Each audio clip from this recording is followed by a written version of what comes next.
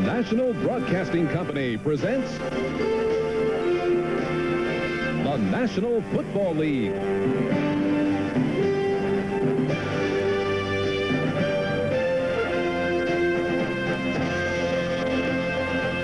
Today from Rich Stadium, it's the New York Jets versus the Buffalo Bills. Brought to you by Budweiser. Beechwood aged for that clean, crisp taste. This Bud's for you. By Yugo. Everybody needs a Yugo sometime. And by Merrill Lynch. Your world knows no boundaries. Welcome to the start of the Jim Kelly era in Buffalo. A sellout crowd, more than 80,000 here at Rich Stadium in Buffalo. First sellout in 3 years. They're getting ready for the Jets and the Bills. Hi, everybody. Marv Albert along with Bob Gracie. And there is Jim Kelly, who was to start for the New Jersey Generals against the Memphis Showboats next Sunday. But instead, he's here in the National Football League getting set to make his debut. The Jets won the toss. They will receive in back deep Bobby Humphrey, Michael Harper, JoJo Council, Scott Norwood with the kickoff. And a deep one. Humphrey stays right there.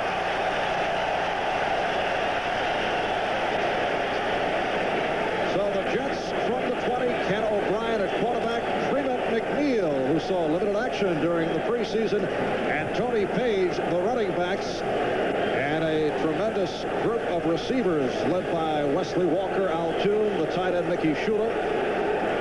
Some remodeling of that offensive line that is anchored by the captain, Joe Fields. The Jets looking to build on last year's record of 11-5 and a wild card playoff berth. And off the swing intended for McNeil. Guy Frazier, the outside linebacker, on the coverage. As we check out the Bills defensively.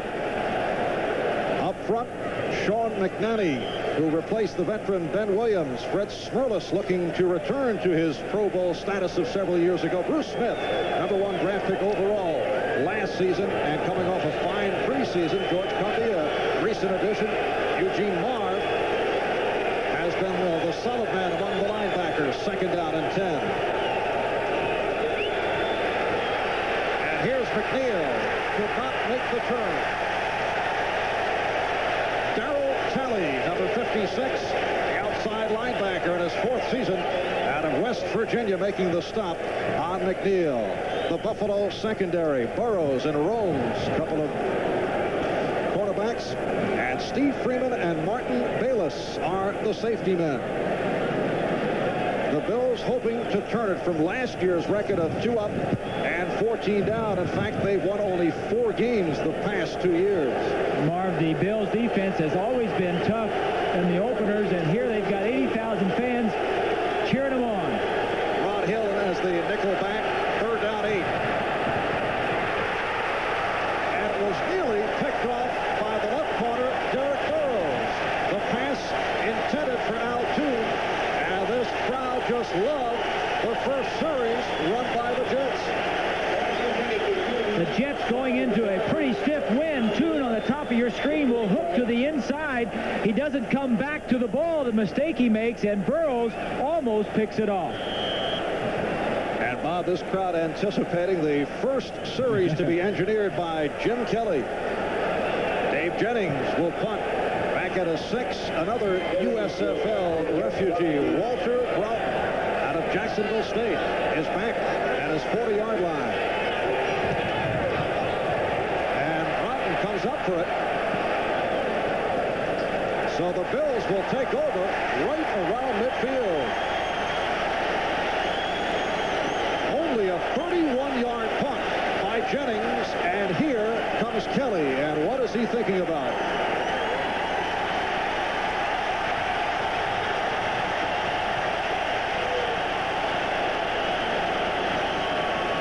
At this point, Marv, he's trying to calm himself. He just wants to get this thing started off correctly. Make sure he gets the snap. Make sure he gets the first play on a positive note.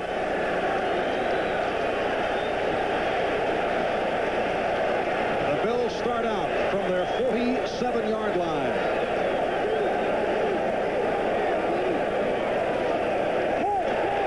action, and Kelly throwing on first down and complete. The tight end, Pete Metzelaars, for the first down.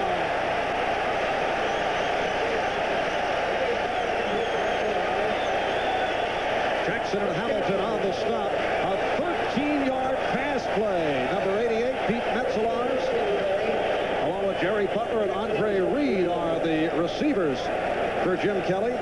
Pete Metzelaars did not make a catch during preseason. And there is a suspect offensive line. You'll recall some of the disparaging words let out by Kelly before he signed with the Buffalo Bills. First down at the 40. And Kelly to throw again.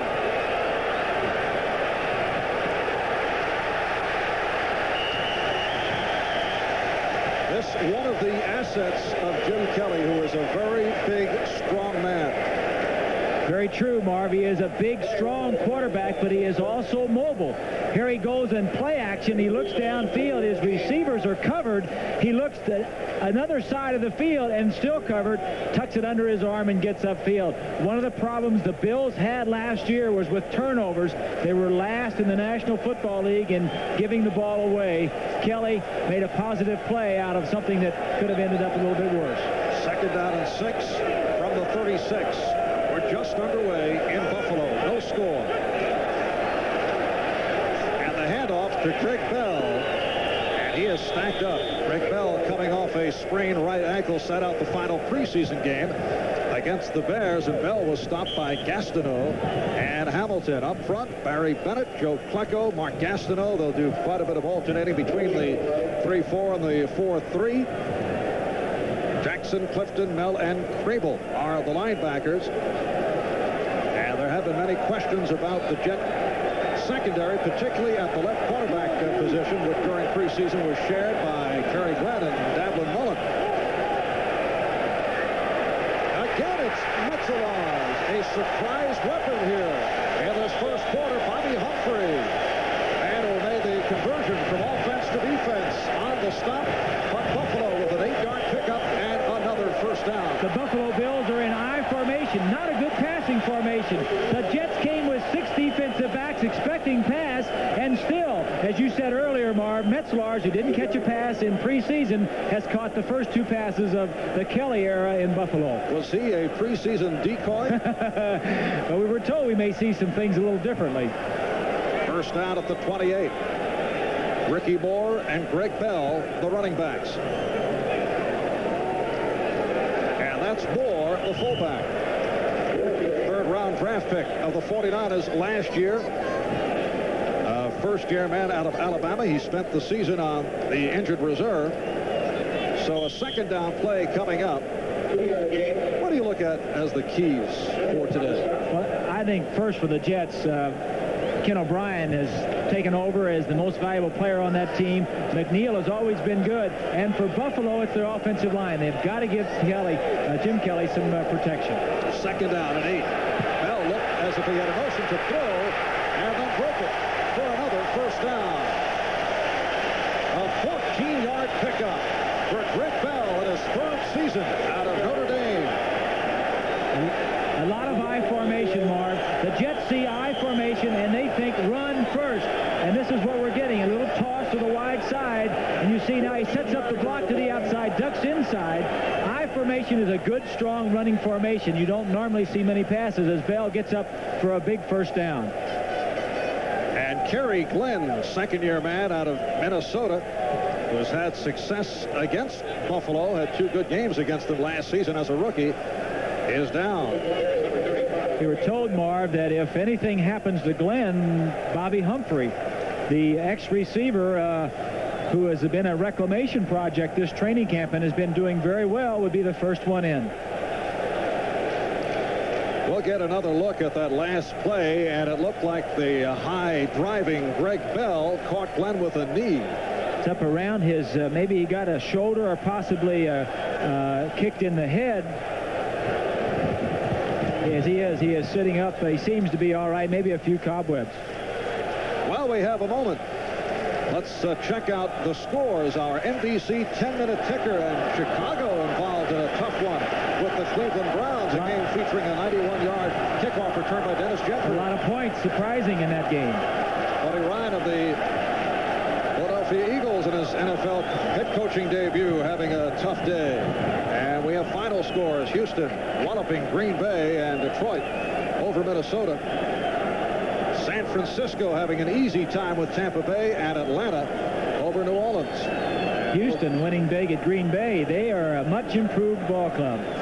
We see Kerry Glenn. It seems like he may have just been checking all of his facilities up in his head a little bit. I think he'll be all right. And Jet trader Bob Reese helping him off the field. Bobby Humphrey has come on, replacing Glenn. 7th play of this drive. Buffalo first down at the Jet 12. 5 minutes gone by, first quarter. Look out. And the first flag's a throw. It appeared to be Klecko a bit over-anxious. Now, he gets off the ball real fast, but not that fast. Well, Klecko is the dominant force. I said a little early, the key to the game for the Buffalo Bills. The key to the game for the Bills has got to be the offensive line, and more particularly as we see Klecko coming in too quickly, is Hall, the center, handling Klecko. Klecko will win many more of those battles than he will lose. And the referee, Jerry Markwright, calling a personal foul on Joe Klecko. As you look at today's officials, Joe Klecko had some strong things to say about Jim Kelly during the course of the past 2 weeks, responding to some of the bravado by Kelly. That's Bell. Close to the goal line. Greg Bell was not supposed to start. Rob Riddick, who had an excellent preseason, and a player who had shown some flashes in the past, was slated to be the starter, but Bell, despite the ankle, is in there. There's Hank Fuller in his first full season as head coach of the Bills. And he's done a great job with his young team. He's gotten rid of some of the old veterans. He had a tough, hard-nosed camp. These players are ready to play. Of course, most teams coming out of training camp are anxious to get it on, but Hank, the disciplinarian, and of course Joel Walton has done a great job with these Jets, and they're anxious to get this game going. 2nd and goal from the 1.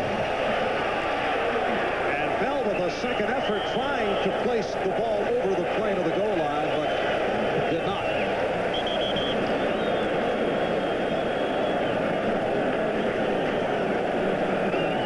One of the things that the Bills will be trying to do is run away from Klecko. If he lines up in the right gap, they'll try and run left. And if they line him up in the left gap, they're going to run right. They do not feel like their center, Hull, can handle him one-on-one. So they're going to run away from where Klecko is lined up. Kent Hull, another product of the USFL, a former New Jersey General. And that's Kelly over Hull. 3rd and goal from the 1. Kelly off the roll, touchdown.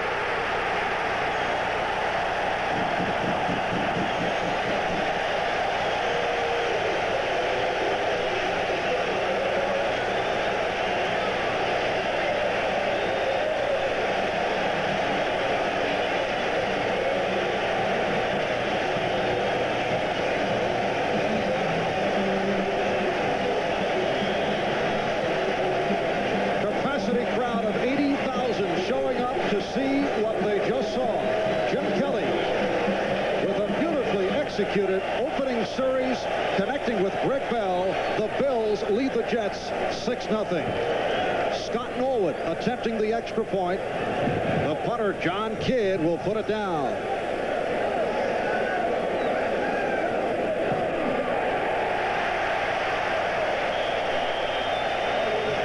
Nine plays, 53 yards in just under 5 minutes. Capped off by Kelly, connecting with Bell. And Buffalo jumping in front 7-0. I don't think you could have written it any better, as we'll see the replay here. Kelly goes to Bell. As Bell goes to the outside, the 2 outside receivers went in. We'll take a look at it right here. As Bell lined up in the backfield right here, is going to break to the outside. These 2 wide receivers will come in, creating a traffic problem for the man to the inside that has to cover Greg Bell. The two wide receivers come in. As you see, all the traffic. Bell breaks to the outside. Kelly rolls that way. A very easy throw for his first touchdown in the NFL. And with this loud crowd and the acoustics here at Rich Stadium, make for a tremendous place for the home team to play. The Jets felt they wanted to get on the board early to jump in front to keep this crowd quiet. But here are the Bills in front by the score of 7-0 as Norwood gets set to kick off to the combination of Humphrey. That's Humphrey, Hopper, and Townsend. And again, a beautiful kickoff. And no return. So the Jets will resume from their 20, but first, this NFL update.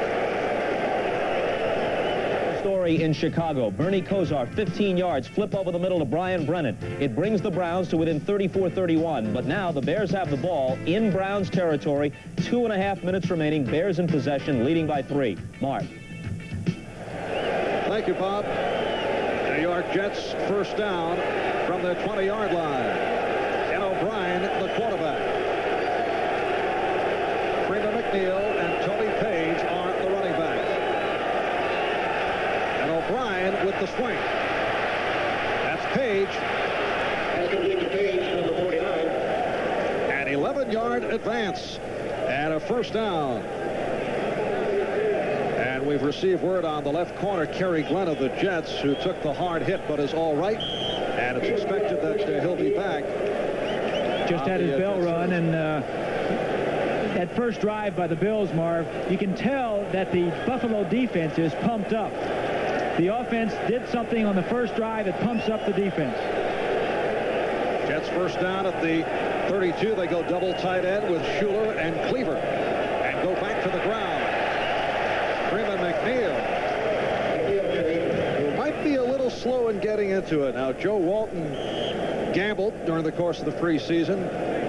He felt what he would attempt to do is to lessen the chance of injury because McNeil has been an injury-plagued player, sat him out the first 2 games, and then began to get him into it the last 2 games of preseason. I think it was the right thing to do, but he may be a little rusty coming into this one. 2nd and 7, sideline pattern for Al Toon, and a first down.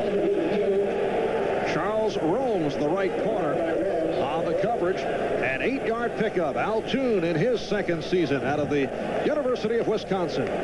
Toon was saying just the other day how much more comfortable he feels, Marv, after going through a complete training camp. You learn the little, the small things about running routes. As you see, just a little stop pattern. It's good for Toon, good for O'Brien to get the drive going. And good for a first down from the 43. Mix up on the snap.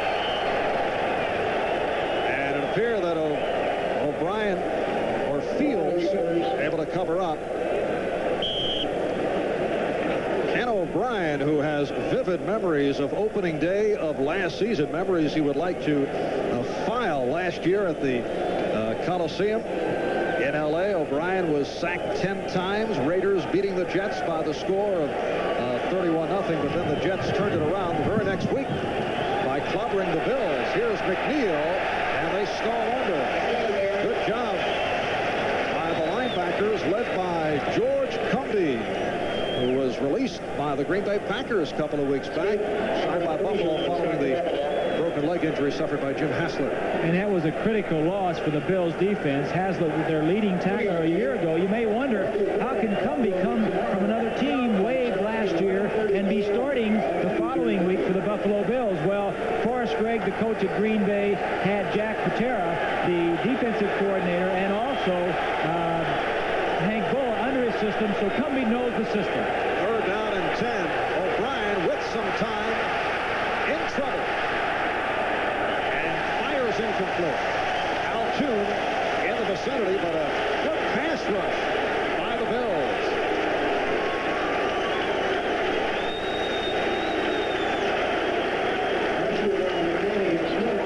So Dave Jennings will come on, heading away only a 31-yard punt earlier this quarter, and it led to that long series by the Bills leading to the touchdown. We have 6:15 to go in this first quarter. Walter Broughton is back inside his 20-yard line.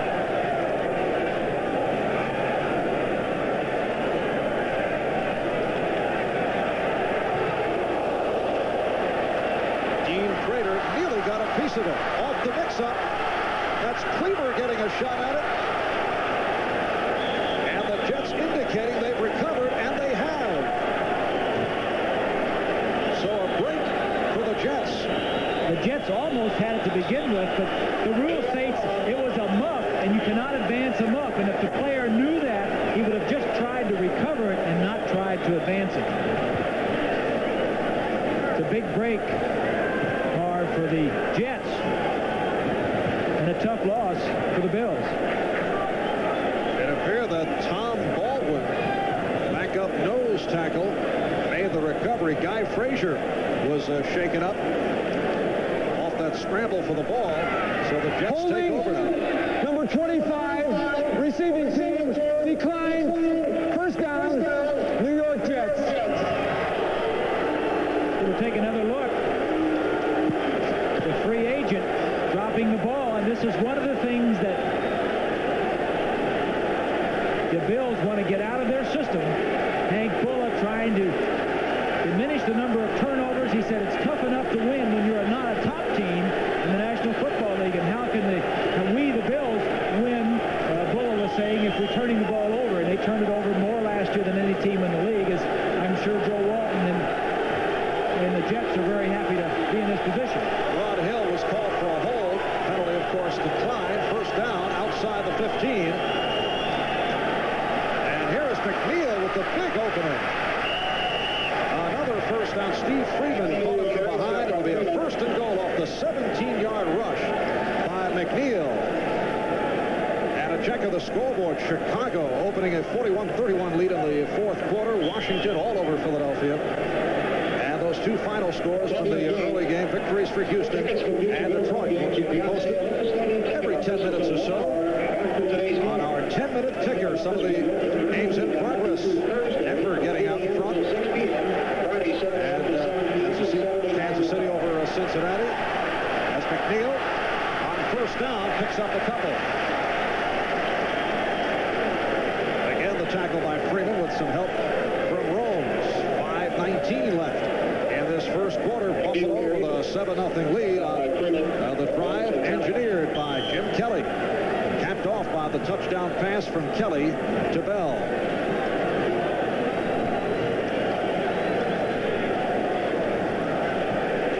New York Jets turning it around last season with a record of 11-5 after 2 straight years of 7-9, but then lost to New England in that wild card playoff game.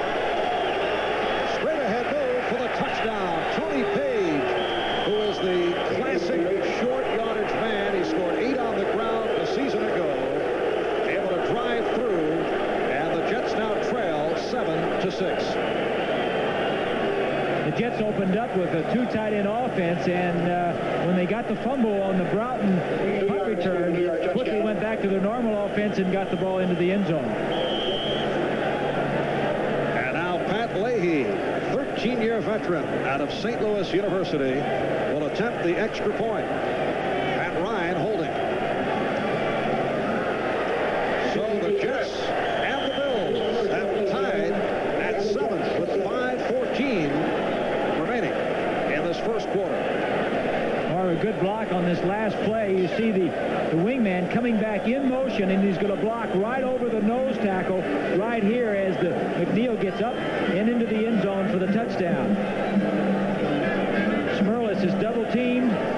Good fake by O'Brien, and a nice touchdown for the Jets.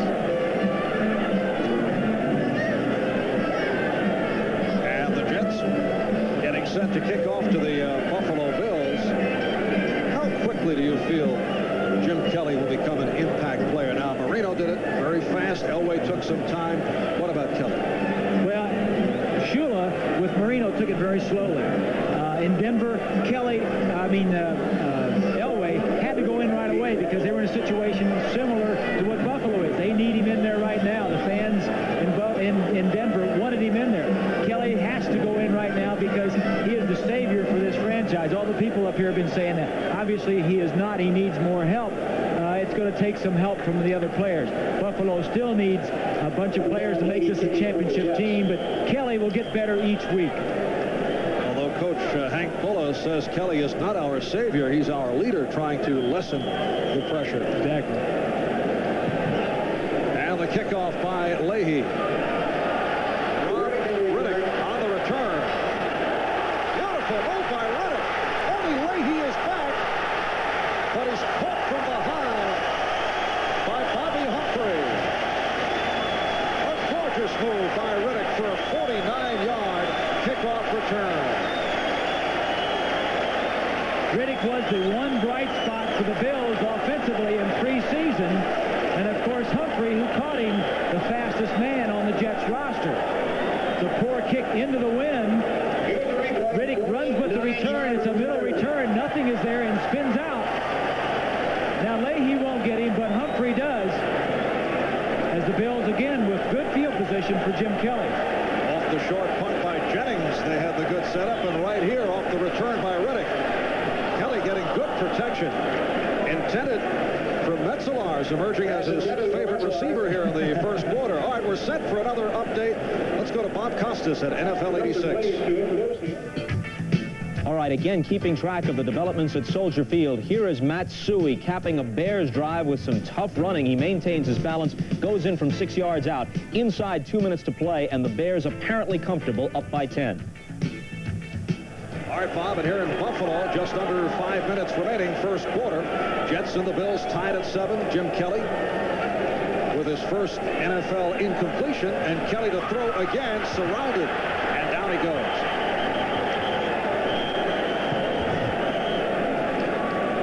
Bennett and Gastineau combining on that stop.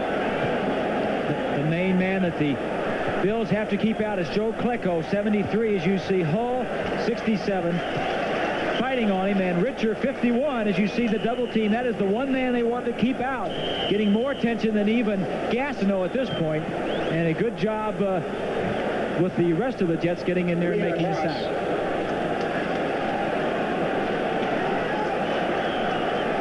Third down, 13 from the Jet 40. Kelly out of the shotgun. And a flip that did not work. Rob Riddick on the shovel pass. Is that from the Mouseketeer offense of the Houston Gamblers? A lot of teams will use that against the Jets. A hard rushing offense, a defensive line, particularly at Gastineau, who is up the field so much, creates a nice gap or an opening inside. They'll draw Gastineau up with the quarterback as bait and then flip the ball forward. That time obviously did not work. And the punting unit comes on. John Kidd in his third season out of Northwestern. From midfield, and punts one. It carried in, not the intent of Kidd, so they'll bring it out to the 20. It goes down as a 39-yard punt, and the Jets will take over at their 20-yard line. John Kidd has come on as one of the better punters in the NFL, a very busy man last year. In fact, set a new NFL record, dropping 33 punts inside the opponent's 20-yard line. While only kicking 4 into the end zone as a touchback, and that was, he'd have to classify that as a poor kick because that was highly unusual for him. O'Brien on first down, able to complete the sideline pattern. Altoon on the reception. A 13-yard pass play. Rose and Burrows on the coverage. I think the Jets have to attack through the air first, Marv. I think the Bills are stacked against the run. The Jets last year wanted to establish the run, wanted to get McNeil going, and that is one thing that the Bills are going to take away from them early in this game, and I think the Jets need to get their passing game going early. Second reception for Toon. First down at the 38. Beautiful throw by O'Brien underneath the coverage. And Wesley Walker has his first reception. And another Jet first down, a 13-yard advance. Derek Burrows, the left corner, on the stop. Well, they moved Walker to flanker this year, which means he's on the same side as the tight end. You may get a lot more zone coverage on that side. And here he just runs it in, catches the ball well, and then tries to get away from Burrows. But Burrows, with the good speed, brings him down. 2 good first downs for the Jets. O'Brien is 4 for 7.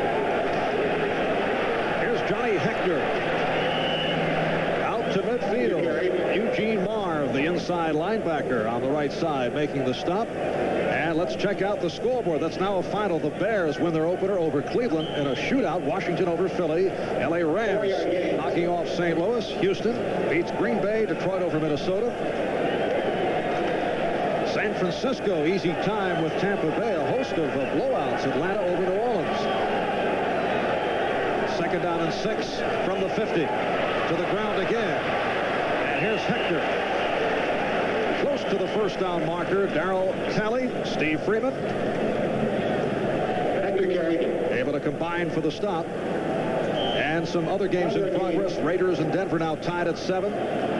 San Diego out in front of Miami, 17-0 in the first quarter. It's really not surprising, Art. The Dolphins have not done well on the coast.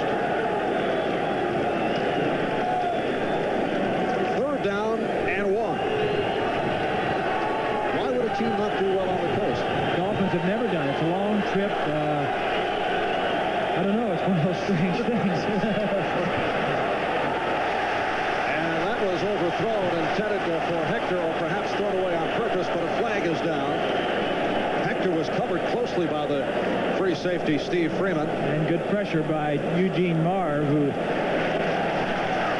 knocked O'Brien down just as he was releasing the ball. And it's against the Bills. Or rather, against the Jets. Like an offensive push.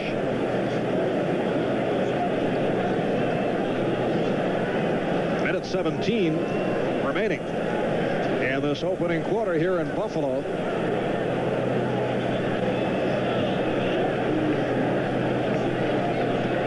And we'd like to welcome those of you who have been watching the Cleveland Browns and the Chicago Bears.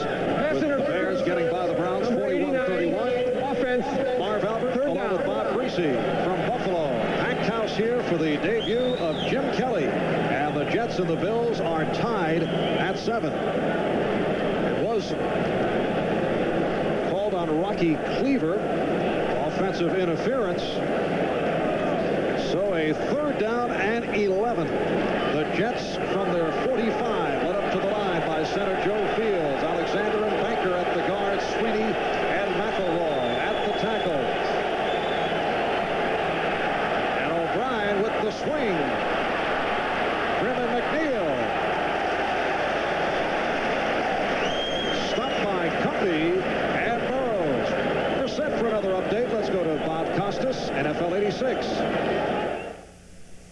Well, Marv, it's another renewal of hostilities between the Raiders and Denver, this time at Mile High Stadium. Mark Wilson over the middle to last year's MVP Marcus Allen. He goes 24 yards for the touchdown. Earlier, Elway to Watson for 35, so they're even at 7 in the first. All right, Bob, and the Jets coming short of the first down, so here is Dave Jennings to punt from inside his 40-yard line.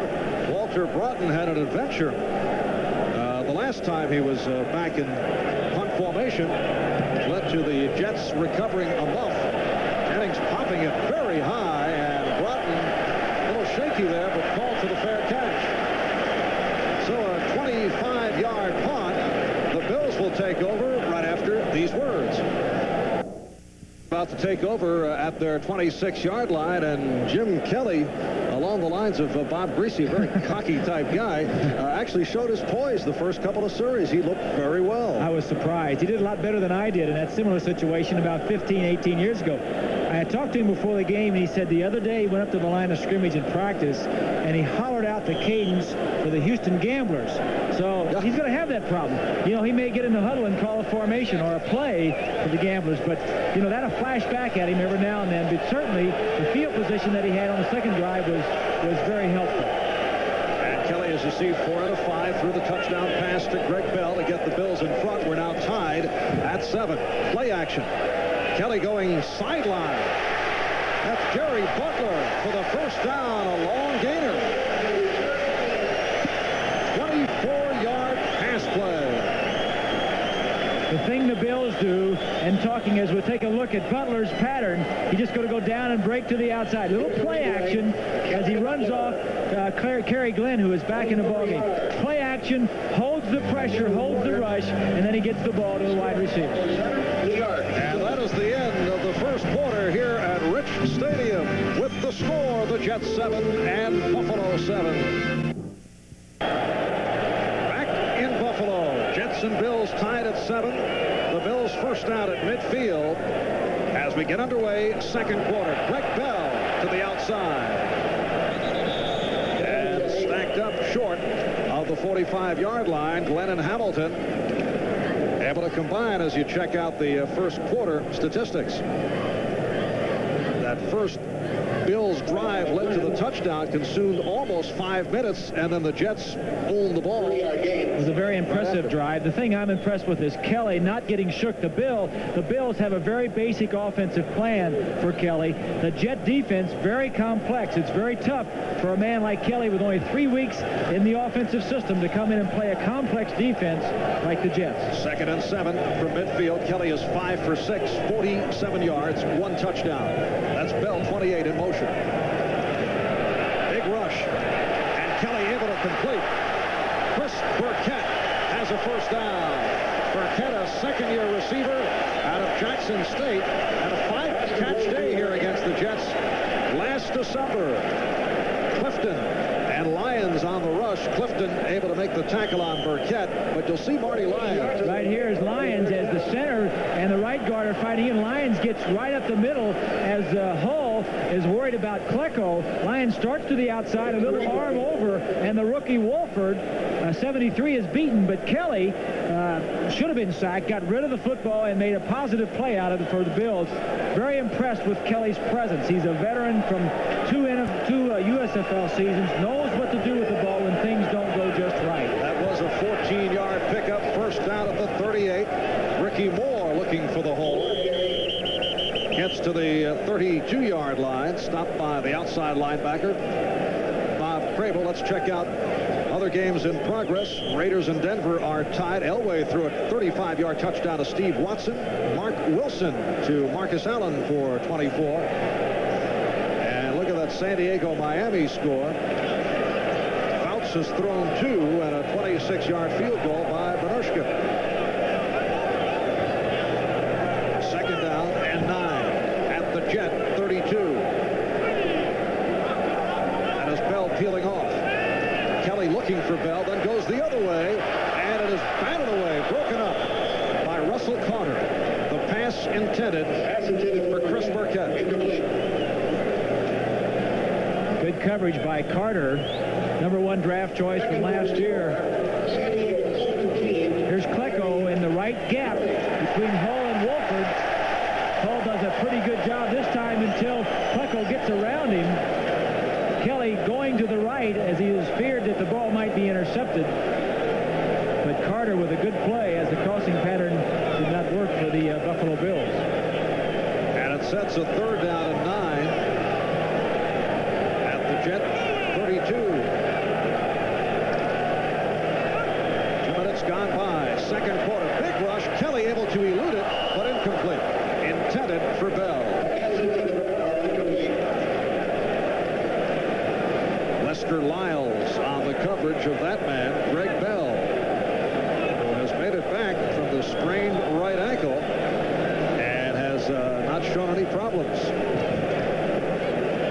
And here comes the punting unit for Buffalo. John Kidd is in. Not a good sign for a team, Bob, with a punter as the second or third most exciting player on the club. That was the case last year with John Kidd. I'm surprised that Kidd's even out there. They're punting from the 32-yard line. It's into some wind. It's a trick play, and Kidd throwing sideline, and it is broken up. But a penalty marker throw.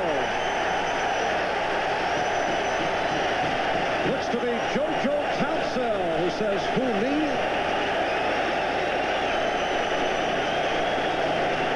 Now, John Kidd is the Buffalo Bills' disaster quarterback. Should anything happen to Kelly and Wright. And Kidd out of punt formation throwing the pass. What they're talking about over there now is, was it defensive pass interference? Townsell, normally a wide receiver, will get the call from... Illegal hand to the face, number 27, defense, automatic first down. What happens there, Marv, is they set 27. They're expecting a punt. Now, the wide man for the Bills is going down and see if we can, I can't tell who it was, but they said that Carter, 27, stayed with him more than 5 yards. Of course, Carter, thinking it was a punt, stayed with him more than 5 yards, and since it was a pass, defensive interference. It would have been a 49-yard field goal attempt for Norwood, but instead they showed the punting game, and the Bills get a break off the penalty. First down at the 27-yard line. Here's Bell into the line. Picked up a couple. Kyle Clifton, the inside linebacker, on the tackle. Buffalo up front with Kent Jones and Joe Devlin at the tackles, both coming off disappointing seasons. Both bulking up for this year. Jim Richer and the rookie #1 draft pick Will Wolford are at the guards, and Kent Hull, the center. Tim Fogler was to start. He's out with a knee injury. And Hull, by way of the Generals of the USFL, is the starting center. So he and Kelly worked some in the Generals minicamp back in May. 8th play of the drive. Kelly with time and has Ricky Moore. And looked to be a fumble. It was, and recovered. The Jets thought they had it. I think they do, Marv. Kerry Glenn appeared. Yes, it is Glenn on the ball, and the Jets have taken over. Moore tries to make a move, and he holds the ball out, and he should get the ball knocked out. Watch him as he does the ball arm over right there, and Glenn strips the ball loose. That wasn't Glenn. Who was it? That was Hamilton, I believe. I couldn't tell, but it was Glenn that got on the ball for the recovery. And the Jets take over. That's Ricky Moore, first-year player out of Alabama, coughing it up, tied at 7, and we'll take this timeout.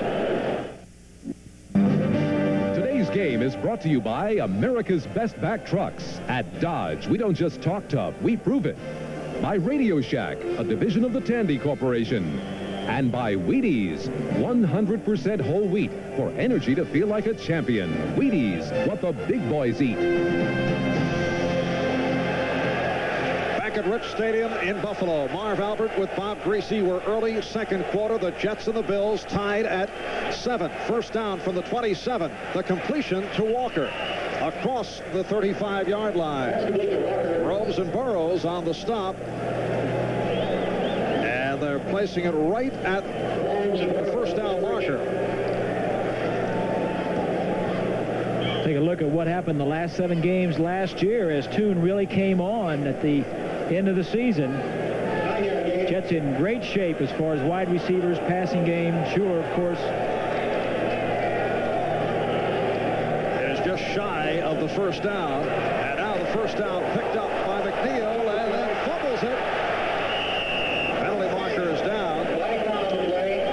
Jets on the recovery, but a flag tossed.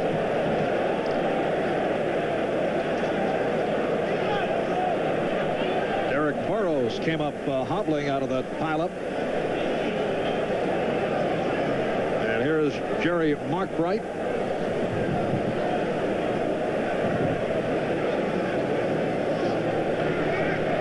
Illegal hands to the face.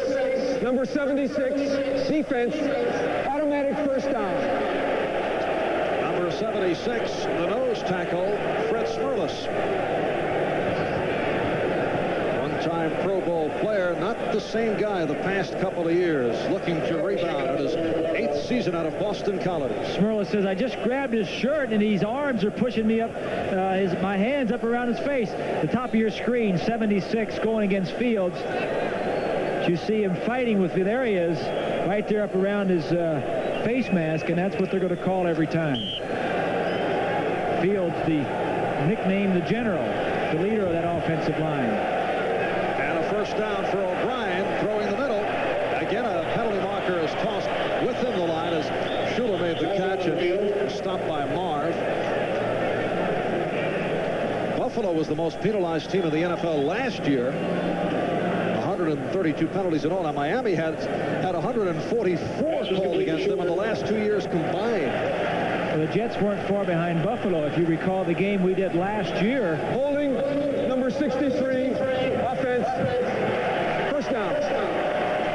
game we did last year at Giant Stadium. The Bills had a large number of penalties, and the Jets weren't far behind them. I think the Jets finished 22nd in the league in total amount of penalties, and the Bills, of course, finished last, or highest, whichever way you want to look at it, but they were the most penalized team. This penalty called on the Jets. Ted Banker, the left guard, who has become a starter in the Jets' new offensive alignment, sending it back to a first down and 20 at the 32. 81 Briggs in motion.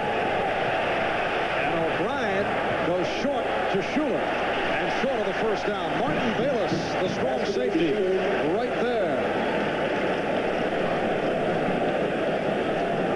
Check of the scoreboard. Raiders now leading Denver 16-7 in the first. Miami has scored, so they trail San Diego in the second quarter. New England jumping in front of the new-look Indianapolis Colts, now featuring quarterback Gary Hogaboom. Cincinnati and Kansas City are tied at 7. And we'll keep those scores coming every 10 minutes or so. 2nd and 16. And O'Brien incomplete, intended for McNeil. Tally on the coverage, set for an update. Let's go to Bob Costas and NFL 86. All right, Marv, after a 54-yarder from Mark Wilson to Dokie Williams sets it up, Wilson goes to Todd Christensen for 16 in the score. Moments later, John Elway chased out of the end zone for a safety. So the Raiders in the first lead at Denver 16-7. Back to Marv and Bob. Thank you, Bob. 3rd down, 16 now for the Jets. Tied at 7. Some change gone by in the second quarter in Buffalo on a 63-degree sunny day. Here's Johnny Hector putting on some moves, but he's shy of the first down. Hector, very exciting runner, has those quick feet. And he ran for 11. Hill and Kelso combining on the tackle. The Jets using a varied offensive look. 3 wide receivers, 1 back, 2 wide. 2 tight ends, 3 tight ends sometimes. They're giving the Bills a lot to look at early in the ball game. So Dave Jennings will kick away now. Walter Broughton is back deep at his 10.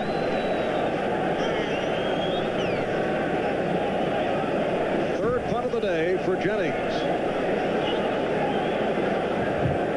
Make it 4. Couple for 31. Then he had the 20-yard. Which has not helped his average. This is a beauty and some problems. And right near the goal line, it was taken. Michael Hopper able to down it. And we'll have to get another look at that play. I think Bellinger actually finally got on the ball. As you see Broughton again having trouble with the ball. Bellinger 36. Gets on it, and the Bills again having problems on special teams. All right, we'll be back in a moment. This the scene here in Buffalo moments before the start of the game, the introduction of Jim Kelly. They have gone wild for Kelly here in upstate New York.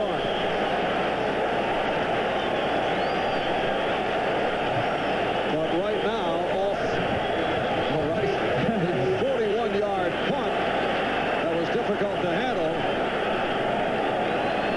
Buffalo pinned in. 1st and 10. Back at their 1-yard line. And penalty markers are down.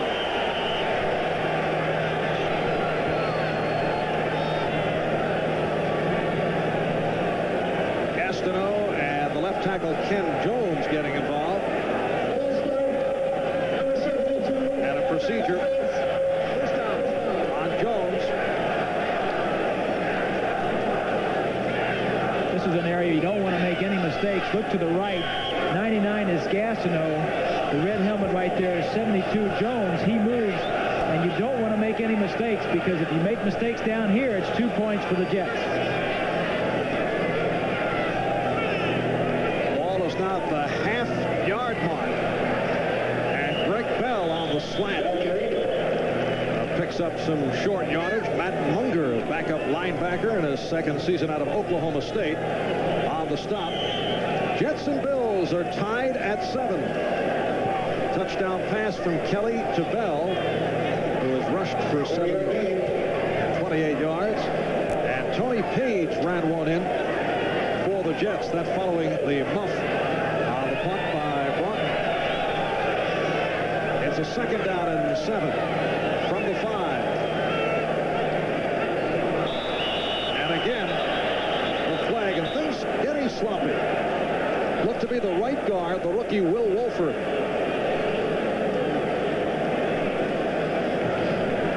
Ball starts, number 73, offense, 2nd down. The offensive line, as we mentioned early on, the key for Buffalo in winning this game is Wolford makes a rookie mistake. Now you had the left tackle, Jones, made a mistake down here. Now the right guard, you just cannot have that. One of the things that Hank Bullough wanted to stress coming into this training camp, regular season, don't beat yourself. And this is Bell hurdling, but he is stopped short of the 5-yard line. Matt Munger on the stop of Greg Bell. And this is a very tough drive for the Buffalo Bills. Head coach Hank Bullough in his first full season here in Buffalo, an assistant under Kay Stevenson, long-time assistant coach with New England, defensive coordinator with Cincinnati for 4 years, where he built that solid defensive unit. To the Super Bowl. Good defensive coordinator. 3rd down and 7 inside the 5. And there's Klecko with the burst. And here's it from the crowd.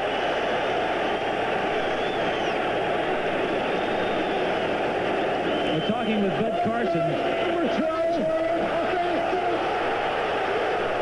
called Kelly for moving, for jerking. Let's take a look and see if we can see if Kelly moves to try and pull him off. Watch Kelly.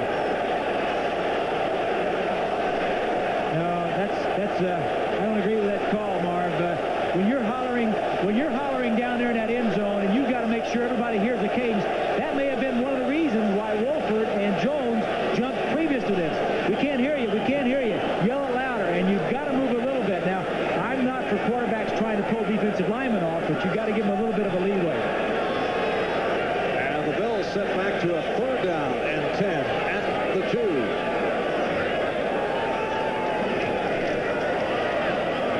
And Bell is hit back.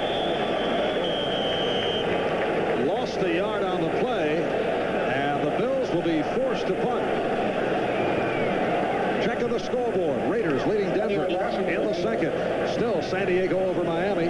Fouts has thrown for a couple. New England now over Indianapolis by the score of 10-3. Craig James ran one in. Tony Franklin 38-yard field goal. Cincinnati and Kansas City are tied at 7. Boomer Esiason connected with Chris Collinsworth on a 15-yard touchdown pass. 2nd punt for Kidd from his end zone, and a short punt. Picked up by Sohn. Mark Kelso on the tackle, and the Jets with excellent field position off the 37-yard punt. We'll be back in a moment. For 80,000 here at Richard Stadium in Buffalo. The Buffalo Bills' first sellout at home since December of 1983, when they faced the Jets in a Monday night game. And the Bills and Jets tied at 7 minutes remaining. 2nd quarter, Jets first down outside the Buffalo 35. O'Brien with time. O'Brien throwing deep for Walker. We're set for another NFL 86 update. Here's Bob Costas. Marv, after San Diego took a 17-0 first quarter lead, Dan Marino comes back in the 2nd quarter at San Diego. A bullet of 22 yards to Mark Clayton for Marino. It's his 99th career touchdown pass. He'll reach 100 faster than anyone in history. And back in Buffalo, the wave has struck for the first time this season, at least here in Buffalo. 2nd down and 10. McNeil across the 30-yard line. Nifty running by Freeman McNeil. Stopped by McNanny and Marr. McNeil 6 carries, 27 yards. He had that 192-yard game against Buffalo last year. He's had a host of big games against the Bills. Jets are hanging in there. This is a tough place to open. 80,000, Jim Kelly. The Jets are hanging tough. If they can get some points on the board, they'll have control going in halftime. Third down, 3 from the 29. Big rush, and O'Brien is sacked. Eugene Moore, very aggressive. The best of Buffalo's linebackers with the first sack of the day of a man who was sacked 62 times last season. The offensive line has been doing a good job for O'Brien, in particular Sweeney blocking on Bruce Smith. That time Marv on a blitz sacked O'Brien for the first time today. As you see, Walton not too happy with O'Brien. Say, get rid of the ball, Kenny, move around a little bit. I don't know exactly what he was saying, but it certainly is something that Kenny's going to remember the next time. Very upset, and the loss of 10 on the sack takes the Jets out of field goal range. Dave Jennings will punt from his 46. Rod Hill now back on the punt. Bills can't be too satisfied with the punt return game. And this one is put into the end zone, so it'll come out to the 20, a 39-yard punt by Jennings. So Buffalo will take over with just under 6 to go in the second quarter. The scene here at Rich Stadium in Buffalo the past few years. You're looking at a two-man wave, but not the case here today with a crowd of better than 80,000 on hand. I'll tell you what, this whole area, Western New York, has gone crazy for the Buffalo Bills. You see interviews with the fans on TV. They're talking Super Bowl. They're talking Jim Kelly. One man, I think the commitment that Wilson has made to this team in this area with Jim Kelly, the signing, has really got the enthusiasm back in the Buffalo fans. Ricky Moore on the carry. Klecko with the tackle. Kelly has become an instant symbol of civic pride. You're looking at Ken O'Brien in a chat with Zeke Bratkowski. Zeke has done a great job being a buffer with the two quarterbacks since he's come over last year. Second down and 6 from the 24. Tied at 7. Greg Bell going outside and bumped out by Johnny Lynn, the free safety. Last year, Bell led the Bills in rushing, 883 yards, led in pass receptions, 58. An underrated player. Guy was constantly hurt during his collegiate career with the Fighting Irish of Notre Dame. A choice that was actually criticized by the area, the media up here. The fans also. First-round draft choice from Notre Dame, a man that's been injured a lot, has turned out to be a very good player for the Bills. Third down and 2. 5 minutes to go in this first half. The Bills from their 28-yard line. Bell and Moore, the running backs. Kelly off the roll. And that time threw it behind Bell. Incomplete. Jets with a 6-man defensive line putting some pressure on Kelly, but the mobility of Kelly has really kept him away from that pressure that the Jets have applied to him. Bud Carson, the defensive coordinator, said he's going to pull a few new things out this week, and he has, but Kelly's mobility has kept him from being sacked. Kelly 7 for 11, 64 yards. Here's John Kidd getting set to punt to Kurt Sohn.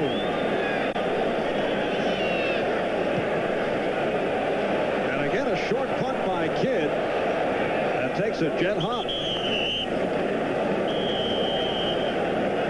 A 31-yard punt. On the coverage of the punt, the Jets take over just across their 40. Thus far, a man you saw quite a bit of at the University of Miami, Jim Kelly. He's done very well. He hasn't made the mistakes. He got the first touchdown on the first drive, but he has not turned the ball over. And when the Jets have gotten in there and have really won the battle at the line of scrimmage, he has not made the big mistake. Can you see eventually the Buffalo Bills utilizing the run-and-shoot type offense that Kelly had with Houston? No, I did not. Not unless they change coaching staffs. At Houston, the running offense, run and shoot had 4 wide receivers, and Kelly was really a short roll right or left. At Buffalo, he only has the 2 wide receivers. He's more of a pocket passer, and he's going to stay in here. So Buffalo is not going to be able to put that in unless they change coaches, and I think they're happy with Hank Bowler's job right now. And they had the Mouseketeers of Mouse Davis in Houston. A lot of small receivers. First down for the Jets from the 41. McNeil off the hole across the 45. George Cumby, inside linebacker on the stop. Raiders in Denver in a shootout. Second quarter, Raiders now lead at 19-14. Steve Sewell on the halfback option with a pass to John Elway. A 23-yard touchdown pass. Quarterback's getting into it. Dan Reeves pulling some tricky plays out. San Diego, as you saw, leading Miami 23-7. New England over Indianapolis 10-3 in the second. And Seattle coming in front of Pittsburgh. That is Walker in motion. Here is McNeil again. And he is short of the first down. The nose tackle, Fred Smirlis, on the stop. Marv, I like that ticker because every time it comes up, I know it's 10 minutes later, you know, 10 after 4, 20 after 4, 30. Every time it comes up, hey, moving along here. Just the basics in life. Helping you along. Very nice. Yes, sir. Third down and 1 for the Jets at midfield. 3 minutes and 40 seconds remaining in this first half. And Hector to the outside for the first down. Tony Furjanic, 8th-round draft pick, rookie from Notre Dame, number 53, on the stop of Hector. But the Jets with a first down. And a quick count. I like that. Don't always go up to the line of scrimmage and go on the same count. Sometimes go on a quick count where the defense has to respect you as soon as you get to the line of scrimmage. And then sometimes with the long count, the Jets are looking very good. Offensively, they just have not put any points on the board. And here's O'Brien going for Toon. Touchdown. Al Toon out-racing Charles Rose. A 46-yard touchdown pass play, and the Jets take the lead 13-7. Good call by Joe Walton right after a short yardage situation, a 3rd and 1, a quick count. You put your regular men back in there, go for the big play, and it was a great throw by Kenny O'Brien. And that's the quickest way to quiet a crowd down, as you don't hear much reaction from this 80,000 here in Buffalo. And now Pat Leahy attempting the extra point. Toon with 3 catches, 67 yards. O'Brien now 8 for 13. And Leahy puts it right through. 3:01 remaining in this first half. And the Jets now lead at 14-7. O'Brien takes a 5-step drop. As you see, good protection. Man-on-man with Romes, and Toon has already passed him. O'Brien lays it up and over the top. Good catch in for the touchdown. A timeout has been called, so we'll take a break. The following is sponsored by the U.S. Army. No words could repair this running back's shattered knee. Please don't give me your words of wisdom or your advice about what I should do, what I shouldn't do. The Achievers, those who face adversity and refuse to fail. Brought to you by the U.S. Army. When Kurt Warner's knee exploded, many thought he was through. But months of agonizing therapy has Kurt Warner back in all-pro form. It's not going to be easy. There are going to be days when you're not going to feel like doing it. There are going to be days when you don't want to do it. I decided to work. I think that's the most important thing. Last touchdown. Here's Toon against Romes. Now watch him as he comes off the line of scrimmage. He beats him right there at the line of scrimmage with an arm over. O'Brien sees it, gets the ball to him as quickly as he can before Romes has an opportunity to close that margin where Toon had him beat. Good execution, and that just doesn't happen by coming out here on Sunday. They work that a lot in practice, working on after practice. Before I was over there the other day, and O'Brien staying out after practice, working with McNeil on some routes that we may see here later today. And the greasy pencil at work on the telestrator. Warmed up. I got the thing loaded up over the off-season, and I'm ready to go. Thus far have not kicked it around, as was the case several weeks last year. All right, here's Ron Riddick on the kickoff return. Good blocking as Riddick gets out across the 30-yard line. 28 set for an update. Here's Bob Costas. All right, Marv, trailing at home against the Raiders 19-7, the Broncos resort to chicanery. Steve Sewell takes the handoff and then throws it back to John Elway. 23 yards later, the quarterback is in the end zone, and the Broncos are within 5. Marv. The Broncos resorting to chicanery. First down at the 31-yard line. And again to the ground, it's Ricky Moore. The Jets went 4 plays, 59 yards, capped off by the 46-yard touchdown of Brian Tattoon. And the crowd a little down right here with the clock moving toward the 2.5-minute mark in this first half. The Jets now leading it by the score of 14-7. Kelly and the offense has not really done a lot since that first drive where they took the opening kickoff and moved it right down for a touchdown. 2nd and 9. Kelly with the time. Short completion to Andre Reed. Lance Mell was right there. That's the first reception for Reed, the second-year man from Kutztown, Pennsylvania. Kelly and the Bills offense operating into that win. It is a pretty stiff win. 2-minute warning. So the Jets on top 14-7 will step out for these commercial words. All right, a look at the 2 members of that outstanding 1983 draft graduating class. Jim Kelly delaying his entrance into the NFL after spending a couple of years with the Gamblers of Houston in the USFL. And O'Brien and his Jets leading Kelly and the Bills by the score of 14-7. 2 minutes remaining in this first half. 3rd down and 3 for Kelly and Buffalo from the Bills 38.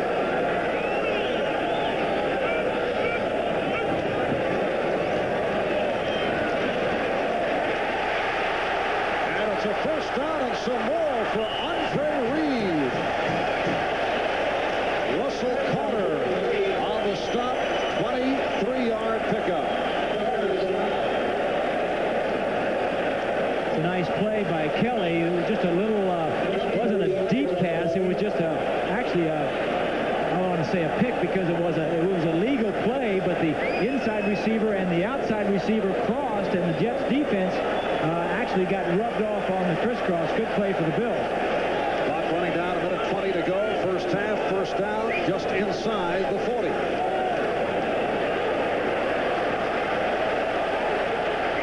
Kelly getting the time. And again, it's Reed. Another Buffalo first down, and Reed stops the clock.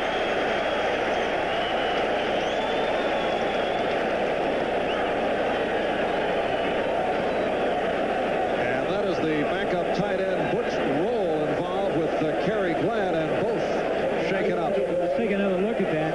Over here is Reed. Reed's going to come down and hook, and Kelly wants to hit him right here. But watch the linebacker as he goes right for him. Kelly will then wait, scramble around in the backfield until Reed uncovers from the linebacker. Linebacker running right for Reed. You see him right there. Reed says, okay, I'll slide inside. Now Kelly's athletic ability is what completes this pass. And the ball is spotted just shy of the first down. It'll be a 2nd and 1.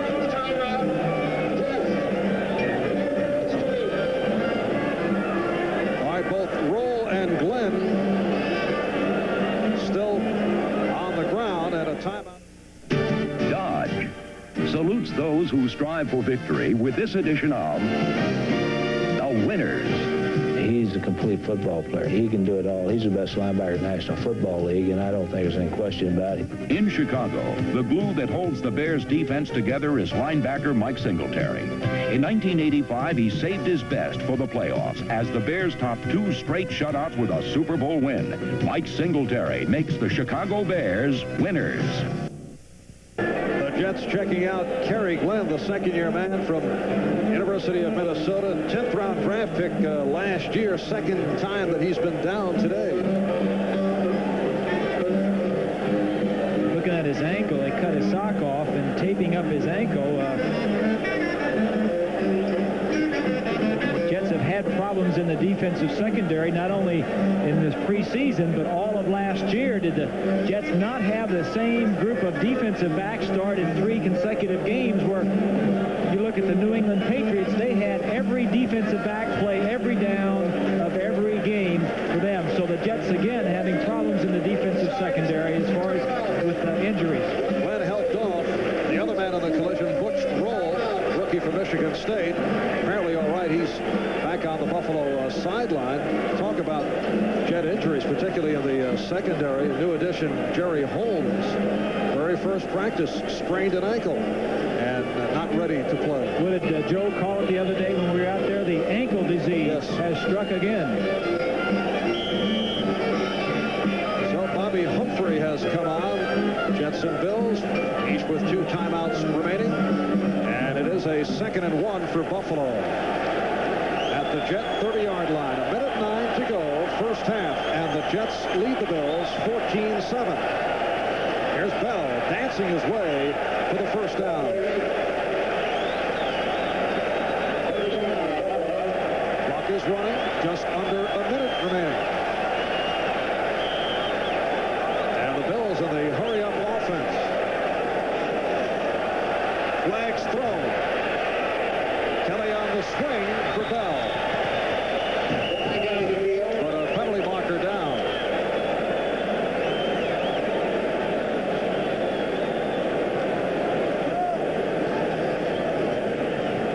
Down to 45 seconds left in this first half. NFL 86 just ahead at halftime. We have offside, number 73, defense. We have holding, number 73, offense. Penalties offset, first down. Offsetting penalties against Joe Klecko of the Jets and Ken Jones, the Bills left tackle. I thought he said Will Wolford. I thought he said 73 on both sides, but I think that's who the penalty was on. But, you know, Klecko is such a smart player. He knows that they're in a hurry-up offense and the ball is going to be snapped quickly. He just jumped a little bit too soon. Kelly is 10 out of 14, 102 yards, 1 touchdown. And it's a first down at the 26. Out of the shotgun. In trouble is Kelly. Runs out of trouble. And he is just short of the first down. Adlin Mullen on the stop. With 31 seconds remaining in the half, Buffalo calls time. You got to have a hard head to do that. I mean, if you're going to do that, you better be sure your bell's not going to be rung. He's too important. We'll be right back. Of the half, Buffalo with 1 timeout remaining, 2nd down and 3 at the Jet 18, and again Kelly from the shotgun.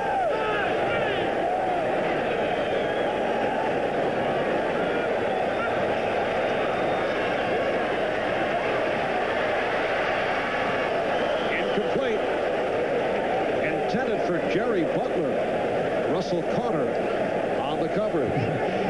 Kelly knows about 1/3 of the offense. He's kind of smiling, laughing. You know, a lot of people ask us, and then we ask Hank Bull, how did the other teammates react to Jim Kelly coming in and making all this money? And I think you got a shot right there. He's a holler guy. He's been very well accepted. As Hank said, they sold 35,000 seats for this ball game, the Jets opener. And once Kelly signed, they sold another 45,000. So the thing is sold out. So Bull had said to the rest of the team, you guys sold 35. Kelly sold 45. He's well received. Well, he single-handedly sold out this stadium. 3rd down and 3. And a first and goal off the reception by Greg Bell. A 16-yard advance. Lester Lyles on the stop.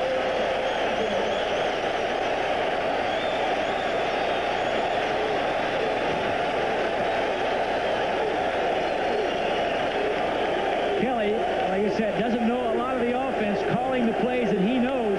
Here we'll see the back from this side. He's going to come over. Now these receivers are going to come deep. He'll catch the ball right in this area. We'll take a look at the Jets in man-to-man protection. Kelly looks that way. Now he comes back to the right side, to his right side. Going into that wind, going with the short passes. Not going anything deep with a wind is going to have an effect on the play as the entire team comes to the sideline for some final words from Hank Bullough. Looks like the Cincinnati Bengals type huddle where Sam Weish brings the club to the sideline. The Bills calling their final timeout of the half. And this crowd right back into it with 17 seconds remaining first half. 17 seconds to go, no timeouts. If they don't make it on the running play, they probably won't have any time. They'll have to get together and throw the ball out. I suspect they'll throw the ball here, and Kelly has to tell him to throw it incomplete if he doesn't complete the ball. Because the worst you want to come out of here with is at least a field goal. If you run a running play and don't make it, I don't think you have time to either line up for a second play or to get your field goal team. It's got to be a pass play. Ninth play of the drive, first and goal from the 2. That is Bell in motion. And here's Kelly for the end zone. Broken up. Intended for the rookie tight end Butch Roll, and Kyle Clifton, inside linebacker, number 59, able to break it up. Clifton had a great year last year, and Mel, of course, had a greater year, and Clifton led the team in tackles. Mel was number 2, but Clifton is going to get his due. You know, last year, the last couple of years, Mel was the underrated linebacker that finally made it to the Pro Bowl. Now Clifton had the year that Mel had been having for the last few years. Scott Norwood getting ready. 13 seconds remaining. Second and goal. Again, Bell peels off. And again, Kelly off the roll. Bullet pass nearly intercepted. Rich Miano had a shot at it. 8 seconds remaining. And the crowd doesn't like it, but Hank Bullough going for the field goal unit. You asked me a little earlier about the run and shoot. Those last 2 plays were a little bit of run and shoot. Got Kelly on the move, which is a good idea. Get him outside the pocket. Gives him a little bit more time to look around. The only problem is when you do this, you get outside the pocket, but you cannot always see the linebackers. And that time was almost intercepted. This will be a 19-yard attempt. Scott Norwood in his second year out of James Madison. 6 for 9 in preseason. 13 of 17 last year. Did not have that many opportunities to attempt the field goals or extra points. And this one is good. So the Bills get 3 points out of the long drive. And with 5 seconds remaining in the half, they will kick off to the Jets. That was the smart play. The fans were reacting with their heart. Hank Bullough has to make the decision with his head, and they got for the sure 3 points. The Jets now with a 14-10 lead. And O'Brien providing the lead off that touchdown pass to Al Toon here in the second quarter. And the Buffalo Bills with an 11-play drive that is concluded by Norwood on the 19-yard field goal. 11 plays, 67 yards.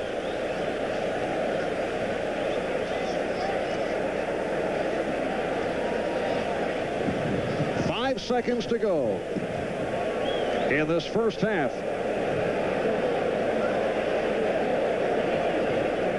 Jim Kelly made his debut with the Bills last week against the Bears and did well. 5 for 9, looking about as sharp as you could hope under the circumstances. He had checked in just days before. Kelly has always done well in opening days against in the USFL. The opening day threw for over 500 yards.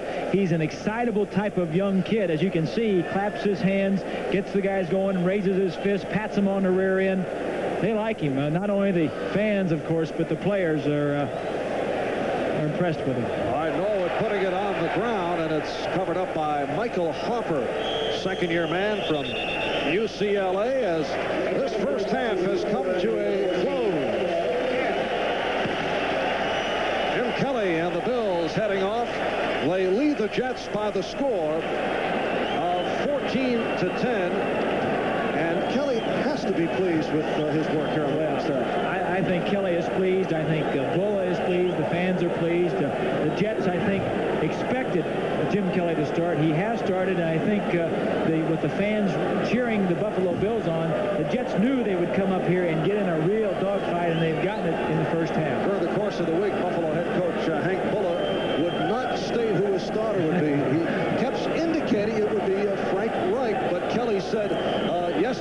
said, it's going to be me. Well, Kelly was taking all the snaps. It didn't fool the Jets any. They were practicing for Kelly all along. So a 14-10 Jet lead at the half. NFL 86 halftime activities will continue in a moment. We'll be back after these words from your local station. Time stats, and a evenly played first half except for the 2 turnovers committed by Buffalo. And that was one of the big things that I thought took Buffalo out of the game early, because it gave the Jets great field position inside the Buffalo 20. The Jets went in and scored, and this is one of the things that Bullough wanted to get out of his offense, and that is the turnovers. And Broughton committed 2 muffs or 2 fumbles and turned into turnovers. So Pat Leahy will kick it off as Jim Kelly walks up along the sideline. Walter Broughton has had a rough day, and Rob Riddick are back. And that's Broughton. Broughton across the 25-yard line as we catch you up on the scores. First, the finals, the earlier game. Chicago over Cleveland, Washington walloping Philadelphia, LA Rams beating St. Louis, Houston big over Green Bay, and Detroit got by Minnesota. All final scores: San Francisco easily over Tampa Bay, and Atlanta with a wipeout of New Orleans. Halftime, Raiders by 1 over Denver.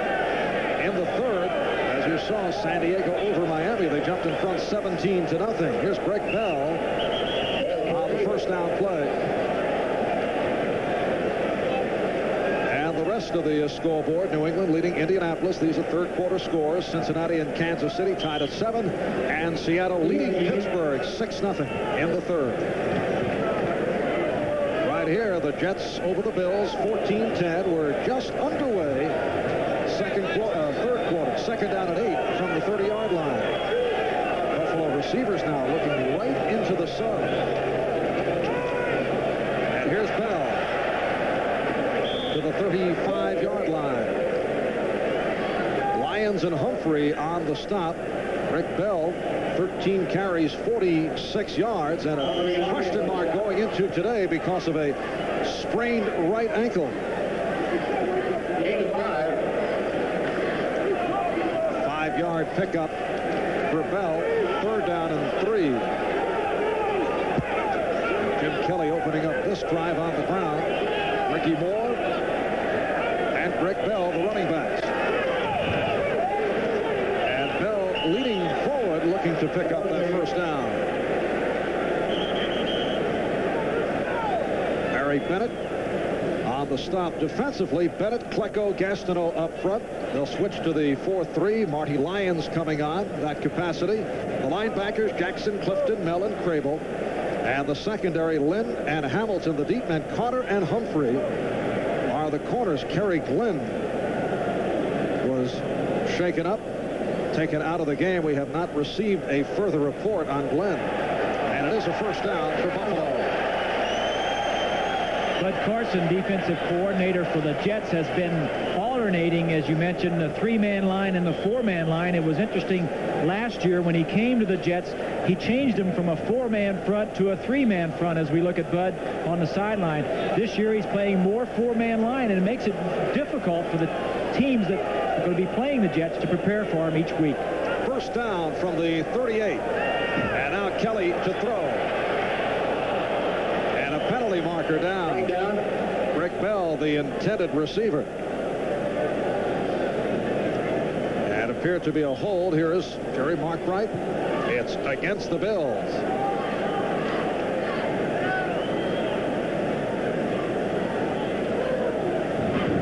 Holding, number 73, offense, first down. It's the right guard, Will Wolford, who is facing Joe Klecko today. A very difficult assignment. Right in the middle of your screen, and Klecko gets a good charge. 73 blocking 73. And Kelly throws the ball into the ground as Klecko gets him just as he's releasing the football. It is a first down and 20 back at the 28-yard line. Big rush. Kelly getting it away. Incomplete. And Kelly ends up on the top of the Jet defensive lineman. Let's see, that's Mark Gastineau on the rush. And Jim Kelly is a big fella at 6'3", 215, ended up right on top. Well, that's what Mark has to say about Jim Kelly. And I think, you know, when you think back to last year, Bruce Matheson and Ferragamo were both the quarterbacks for the Bills. That play would have been a sack, no question about it. Kelly, with his quick release, gets rid of the football. 2nd down and 20 from the 28-yard line. And there is Klecko jumping, and let's see how they call it this time. Joe's going to point at Kelly. Says it worked before. Let me try it again. Encroachment foul, 73. Not this time. 2nd down. Well, he gets called on that quite often. I was talking with Bud Carson the other day. He kind of smiled. He says he gets called on more penalties than anybody in the league, but he also makes more plays from that position than anybody in the league. So it's just something that kind of goes with the territory.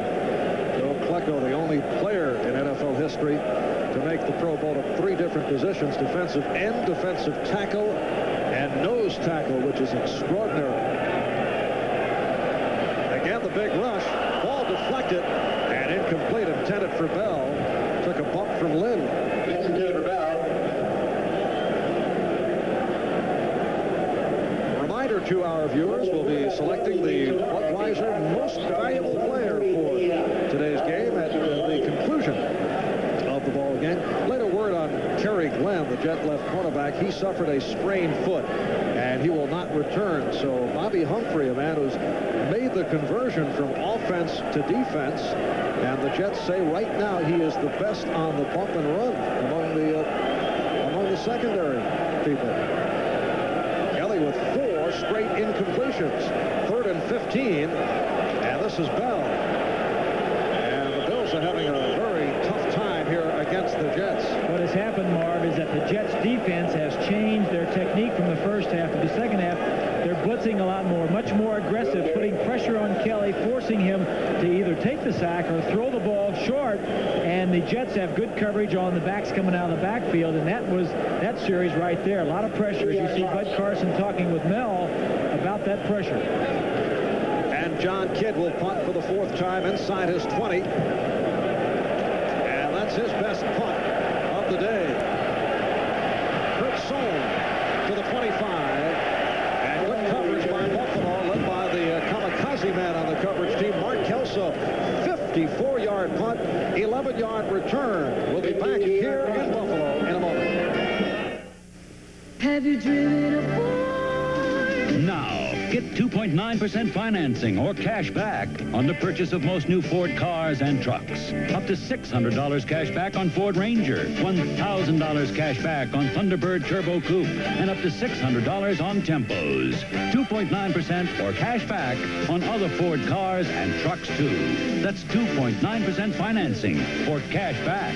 See your Ford dealer today. Has TV been turning you off lately? Same old shows getting you down? Well, get ready for this fall's biggest new hit, Throb. Welcome to Throb, a place where things really start rocking this fall, when a single mom who grew up on the Beatles and the Beach Boys joins up with a young rock and roll record company. Throb, the new comedy series starring Diana Canova, trying to prove you're never too old to rock and roll. Throb premieres Saturday, September 13th at 9:30 on TV2.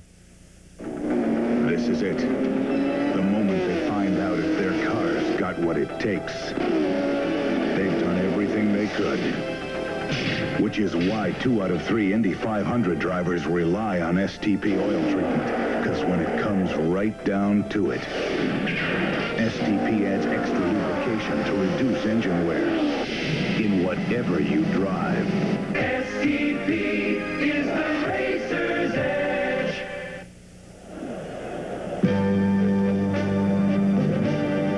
Today's game is brought to you by Ford and your local Ford dealer. Have you driven a Ford lately?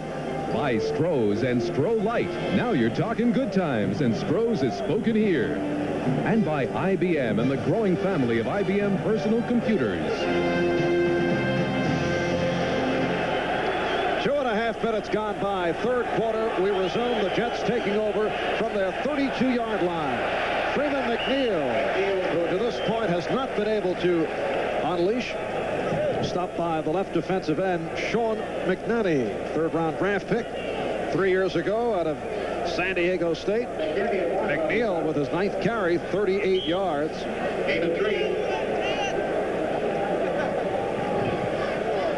Second down and 7 off the 3-yard pickup. The Jets from their 30-yard line. O'Brien on second down. Intended for McNeil. Correction on third down. Third down and 7 now coming up. Take a look at Bruce Smith, 78, and Sweeney, 53. One of the mismatches coming in, the Buffalo Bills thought was that Sweeney might get something done on the smaller Sweeney, who has moved from center to guard now to tackle. And Smith led this team in sacks last year, led him in sacks preseason, but Sweeney doing a very good job of keeping Smith out of the backfield. And now third down, 7. Big rush, and O'Brien sacked for the second time today. This time it's Bruce Smith, who had an excellent preseason. 6 sacks in all during preseason, 4 in 1 game. Well, we just looked at Smith. Let's go back and take another look. 78 is Smith. We talked about Sweeney. He's coming inside on Banker, 63, and just causes all kinds of commotion. It's kind of an awkward sack for O'Brien, but it seems like he got up healthy, and Bruce Smith leading the charge. And Walter Broughton is back deep, awaiting this Dave Jennings punt. 6th punt of the day for Jennings. And a short one. So the Bills with good field position, 26-yard punt. And it has been an off day for Dave Jennings. Well, these punters are fine when they're kicking from left to right, but the wind is blowing pretty good, and you see Jennings' reaction. He knows it's not a good one.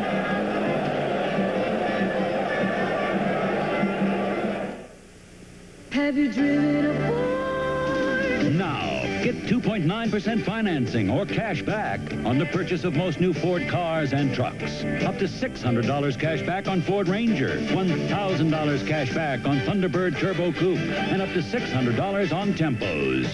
2.9% or cash back on other Ford cars and trucks, too. That's 2.9% financing or cash back.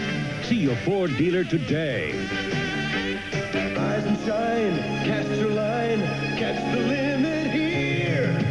Now you're talking fishing, now you're talking beer. Now you're talking good times, and Stroh's is smoking here. Stroh's, fire brewed for smooth, consistent taste. Now you're talking Stroh's, now you're talking beer. Now you're talking good times, and Stroh's is smoking here. I feel good. Time to go, boys. You've been in there long enough. Hey, we're not even tired. I feel good. So I've checked the mileage, Andy. Hey, where are the auto lights? We're guaranteed. Guaranteed. I feel good. Yeah, 2 years no matter how far we go. But no spark plug guarantees that. We do. Yeah, we're the auto lights. Right. So go pull the plug on somebody else. Okay.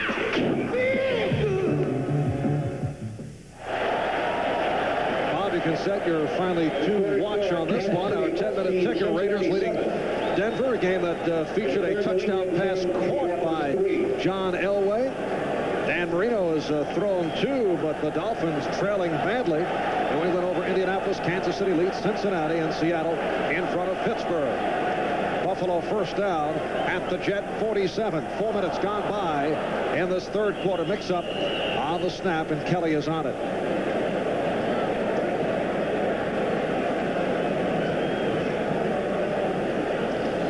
Lance Mel covering up on Jim Kelly, setting the Bills. Take a look here, Marv. Excuse me. Jim Kelly trying to get out. Watch the center step on Kelly's foot as he tries to get away from center. Well, the guard stepped on it. Wolford, 73. It's kind of embarrassing for a quarterback until somebody says, hey, Did you slip or just fall down? No, I stepped on my alignment. And it's a 3-yard loss, 2nd down and 13. And again, Kelly stumbled. And Bell is hit back for a loss. You know what it calls that, Marv? We showed 2 shots of Kelly going down. Wolford, 73, the right guard, is so intent on blocking Klecko. Klecko, by his quickness off the line, causes the offensive lineman to move a little bit before they'd like to, and is causing problems with the quarterback in a way that you wouldn't suspect. And the Jet defensive people feel that Klecko at this stage is much more advanced than he has been the last couple of years, and he's had some solid seasons. 3rd down, 16. And Kelly in trouble, gets it away. This is Rod Riddick. Riddick runs it out as a flag is thrown.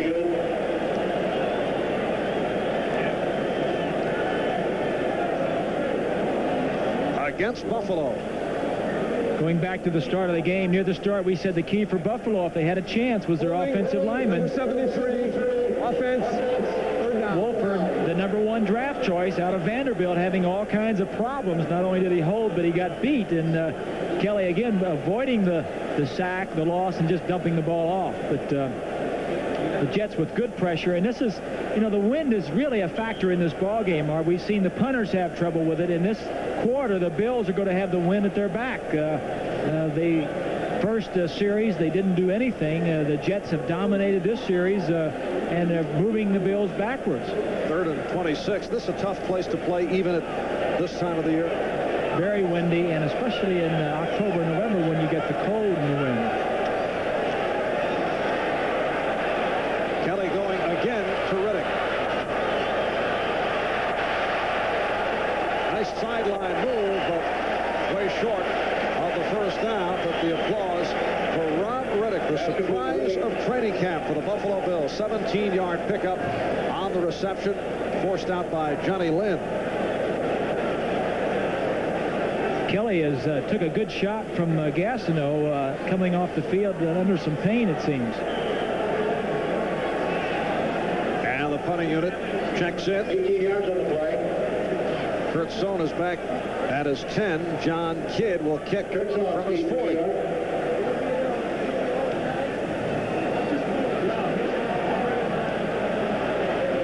So they'll bring it out to the 20-yard line. A 45-yard punt by Kidd. 8:45 to go, 3rd quarter. When we return, it will be Jet ball. Fire Brewing. It's more than a way to make Stroh's and Stroh Light. It's a family tradition, passed down from one generation to another for over 200 years. It's what guarantees that smooth, consistent taste for generations to come. Now you're talking Stroh. Now you're talking beer. Now you're talking good times. And Stroh's is smoking here. A typical day with the station wagon, except one thing's changed. The station wagon. The new Ford Taurus wagon, with the design and performance that make everyday driving more than an everyday experience. Now there's an American car that has exactly what we've been looking for. For us. Have you driven a Ford lately? Aha, there's a thief in this attic. This skimpy amount of insulation can rob you blind on your fuel bill.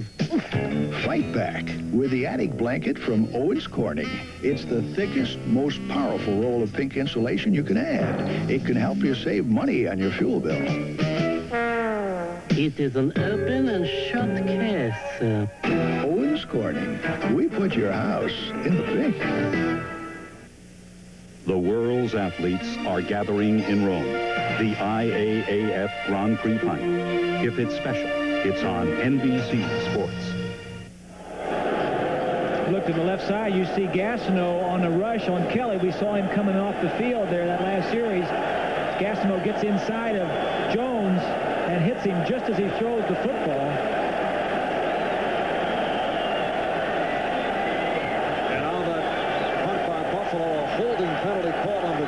so it's set back to the 10-yard line. Jets first down from their 10, 8:45 remaining. Third quarter, Jets lead the Bills, 14-10. Brendan McNeil on the slant, moving out near the 15, stopped by Eugene Marr. Sellout crowd, better than 80,000 here at Rich Stadium. Marv Albert with Bob Greasy. Big play for the Jets. Touchdown pass from Ken O'Brien to Al Toon for 46 yards. Second down and 6. McNeil looks to go outside, and he's cut off at the 17. Picked up about 3, the inside linebacker, George Cumby. And there is Frank Wright warming up. Kelly had a shot in the back, as we showed, coming out of commercial from Gastineau. It may be his back left side, ribs, the cracked ribs or bruised ribs. It can be very painful in that area for a quarterback. Wright finished last year as the backup to Bruce Matheson, had a strong preseason. Third down and 3. And the Bills defensive unit does the job. They stop McNeil. Eugene Marv on the tackle. Eugene Marv on the stop.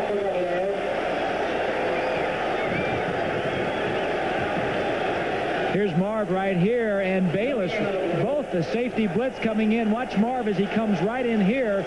O'Brien may have checked this off to an inside trap. The problem was the guard didn't get over in time to block Marv. A lot of times a safety blitz up the middle, you can split it. Marv on the play. Dave Jennings back to punt for the 7th time, and Walter Broughton, who had a couple of adventures in the first half, back in there again. He was back for the last Jennings punt. 6.5 to go, third quarter. Jennings will punt from his 2. And a good one. Here's Broughton. Excellent coverage by the Jets. The tackle by Matt Munger off the 41-yard punt. Only a 2-yard return. Have you driven a Ford? Now, get 2.9% financing or cash back on the purchase of most new Ford cars and trucks. Up to $600 cash back on Ford Ranger, $1,000 cash back on Thunderbird Turbo Coupe, and up to $600 on Tempos. 2.9% or cash back on other Ford cars and trucks, too. That's 2.9% financing or cash back. See your Ford dealer today. For just a minute, we'd like to interrupt the serious work being done on IBM personal computers to announce a birthday. Ours. It's the 5th birthday of our expanding family of IBM personal computers. We'd like to thank all the people who've bought over 3 million of them, and to invite a few million more people to visit an authorized IBM dealer or call their IBM representative and join the celebration. Today's small cars are tougher than ever on oil. Their high-compression engines not only rev high, they can run hotter than regular small car engines. Their searing heat can begin to break down an oil immediately. That's why there's Castrol, the only leading motor oil that in every grade provides maximum protection against viscosity and thermal breakdown. So use Castrol before your engine does something to get you heated up. Castrol, engineered for today's smaller cars. Lonnie Anderson, Jack Elam, and Lee Weaver premiere September 13th following the Golden Girls. Sounds like a good racket to me. On Easy Street. Amazing how quickly the time goes. A scant 10 minutes ago, we round this down. Once again, Raiders lead Denver in the 3rd. San Diego over Miami, 33-14. New England now jumping in front, 17-3. Eason to Stanley Morgan on a 23-yard pass play. Kansas City in an update, leading Cincinnati 14-7. And Seattle in the 3rd over Pittsburgh, 13-0. First down, Buffalo at their 43-yard line, following the 41-yard punt by Dave Jennings. Kelly throws first down and has Riddick.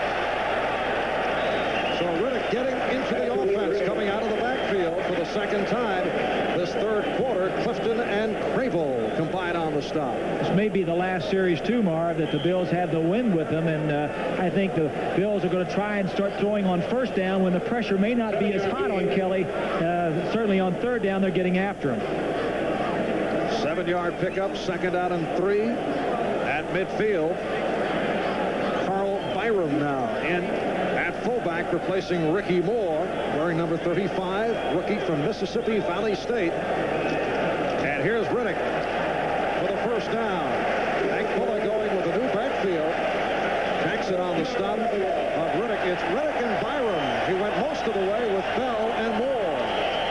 I think this is good. Riddick had an outstanding preseason, was the leading receiver, leading rusher for Buffalo, and put him in there. Maybe he can get something going. There's nothing to say that your number one running back, Bill, has to play every series of the ball game. Riddick sat out all of last year with knee problems. Here's Riddick. That time hit for a loss and a penalty. Jackson on the stop. Looked to be a face mask. As I mentioned, Riddick sat out last season, also missed all of 1982 with a knee injury. Holding on Buffalo, and again, the holding penalties are slowing down Bulla's offensive unit.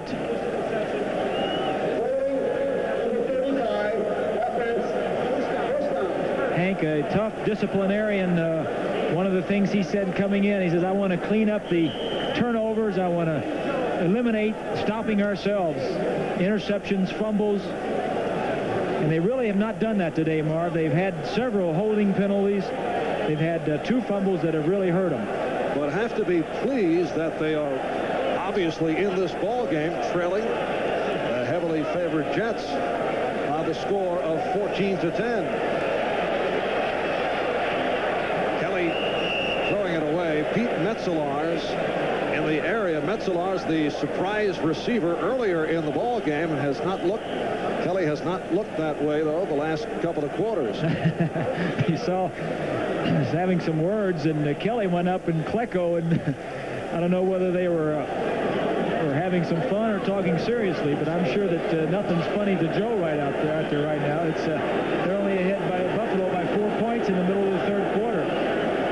2nd and 20 from the 44-yard line. Jerry Butler to the right. Andre Reed, top of your screen. Straight ahead for Riddick. And a flag is tossed.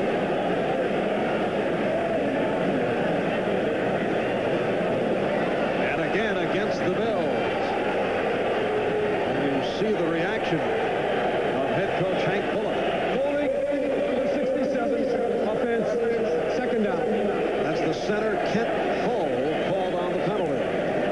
Coming into training camp, Hank Bullock said there are a few things that I want to get done. Number one, he says, I was last in points last year. I want to score more points. He was last in penalties. He had more penalties than anybody else. I want to lower that, obviously. And then the turnovers. I want to not turn the ball over so much and create more turnovers for our defense. Certainly the penalties are starting to pile up for him right now. Sets it back to a 2nd and 30 from the 35. And there's Klecko jumping. And let's see what the call is. They are 1-1 in this situation. One on Kelly, one on Klecko.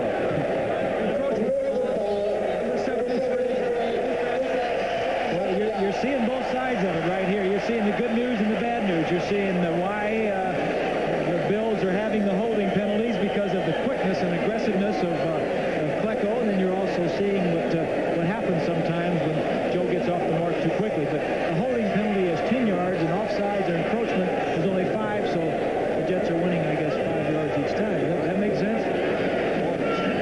2nd down, 25. And Riddick on the carry, reaching out to the 45-yard line. Larry Bennett, number 78, making the stop, along with Kyle Clifton.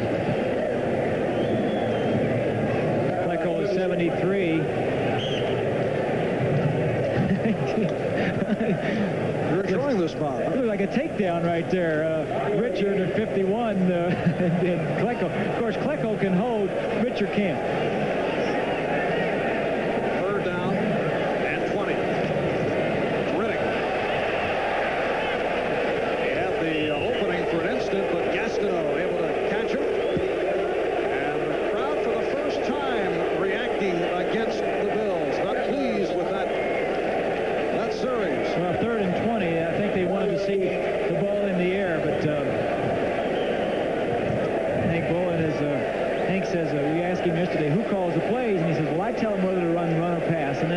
assistant's call. So he told him run, and that was Hank's call. And here's the punt by Kidd. And so let it carry in a 50-yard punt. John Kidd getting stronger as the game progresses, and the Jets will go to work from their 20-yard line with 2.5 remaining in this third quarter. Check of the scoreboard. Final, Chicago over Cleveland. Buddy Ryan's head coaching debut. A defeat at the hands of Washington. The Rams beat St. Louis. Houston over Green Bay, and Detroit nipping Minnesota. The final score, San Francisco over Tampa Bay. We'll get back to that in a moment. As the Jets go to the offense, Rocky Cleaver, versatile guy out of Montana, backup tight end, quarterback, running back, backup punter, and kicker. On the reception, stopped by Burrows. Back to those final scores. San Francisco with 31-7 win. Atlanta over New Orleans, 31-10. Games in progress. Raiders in Denver. Now a one-point game, 29-28. San Diego leading Miami. New England in front of Indianapolis. KC now 21-7 over Cincinnati. Seattle leading Pittsburgh. Second down and 2. And O'Brien throwing a rope and completing to the tight end, Mickey Schuler. Burrows on the stop, a 13-yard pickup for Schuler, his second catch of the day. He's the money man for the Jets, their clutch receiver. O'Brien has not looked that way this afternoon.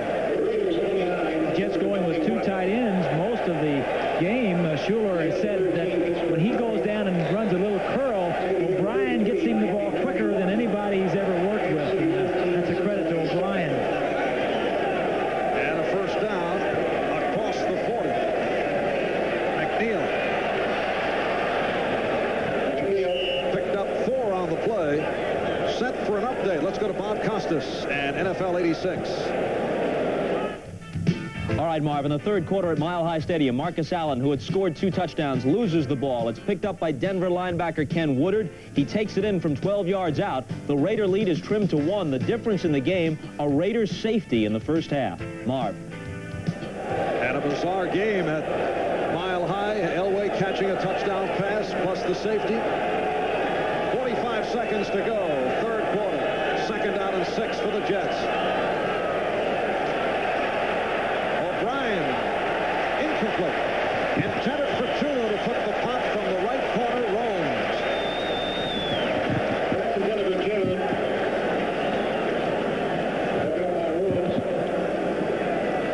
Clock stop with 34 seconds remaining. Third quarter.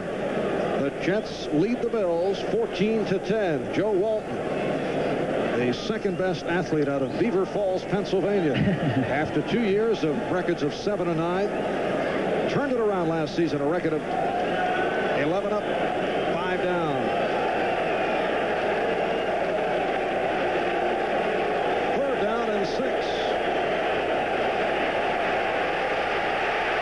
O'Brien getting it off and completing to Soane for the first down. But apparently they say no completion. He was within the grasp. Guy Frazier with the rush and O'Brien, and the whistle was blown. It is a loss of 12 instead of the completion for the first down.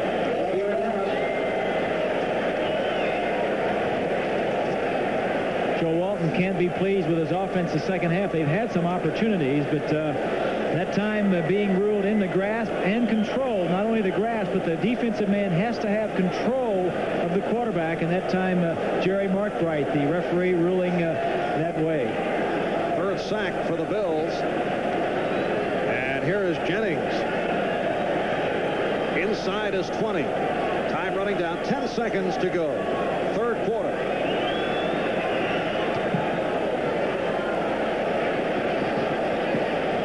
Broughton let it bounce.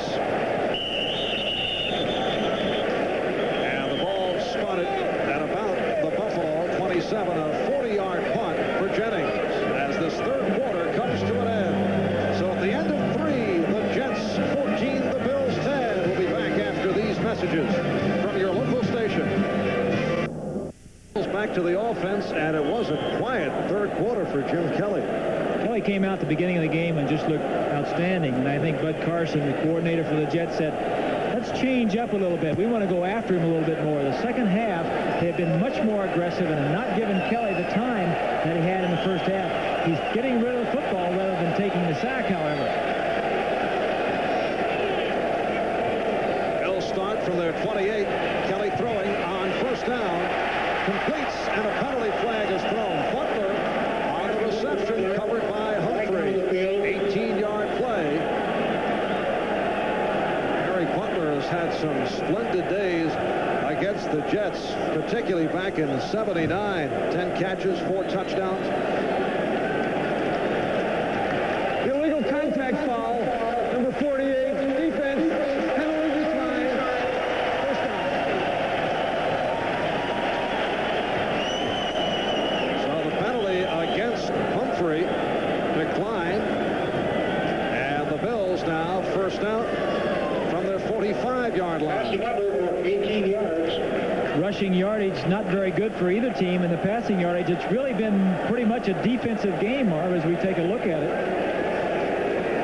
And here's Riddick trying to stiff arm his way.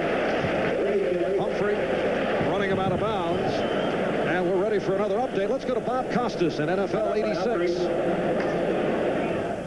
Marv, a moment ago, we showed you Denver moving to within 1 of the Raiders on that fumble recovery. Back comes L.A. Mark Wilson's third TD pass of the game, a 57-yard beauty to first-year man Rod Barksdale. Now, late in the third, it's the Raiders, 36-28.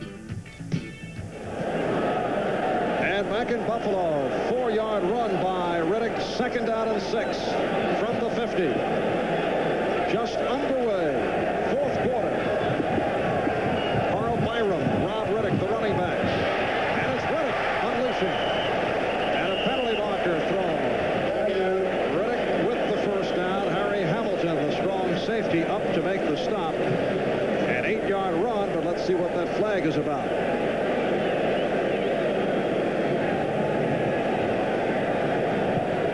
And this game has been slowed down by penalties. Just going to say the same.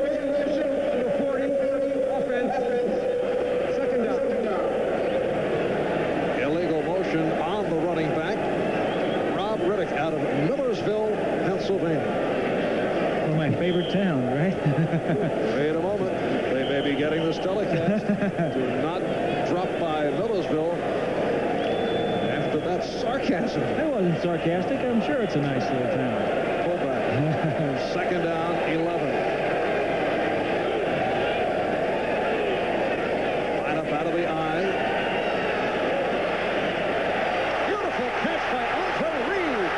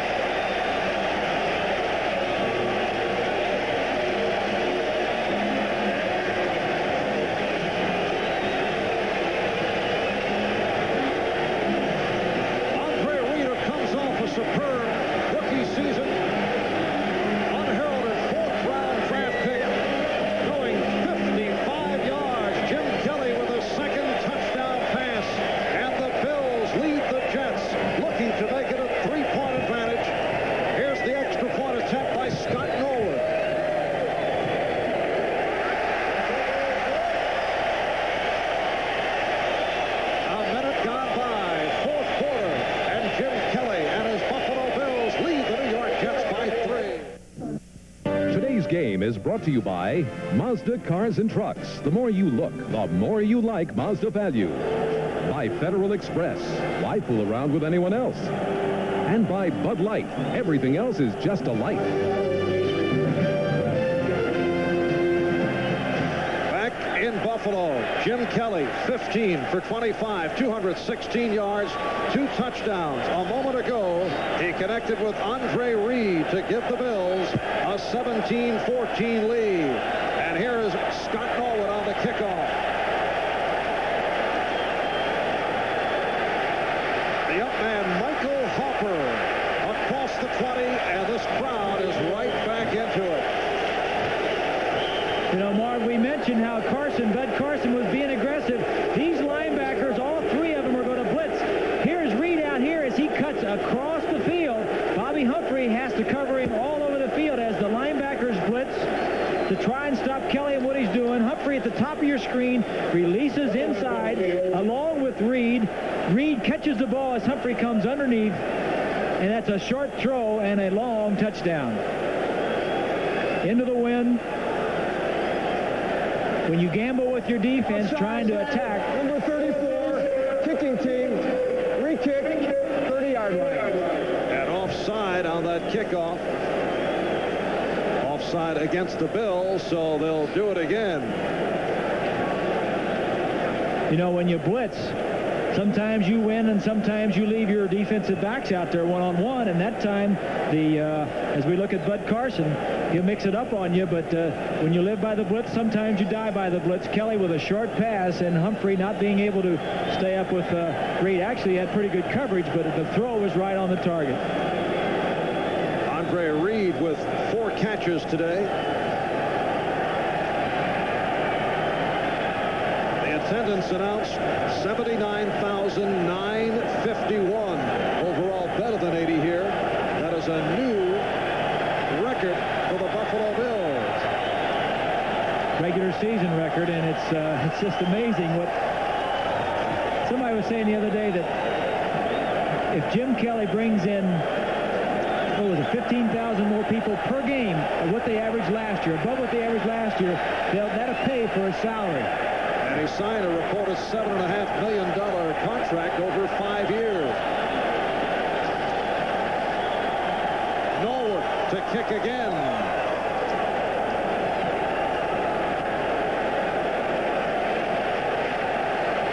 This time Bobby Humphrey on the return.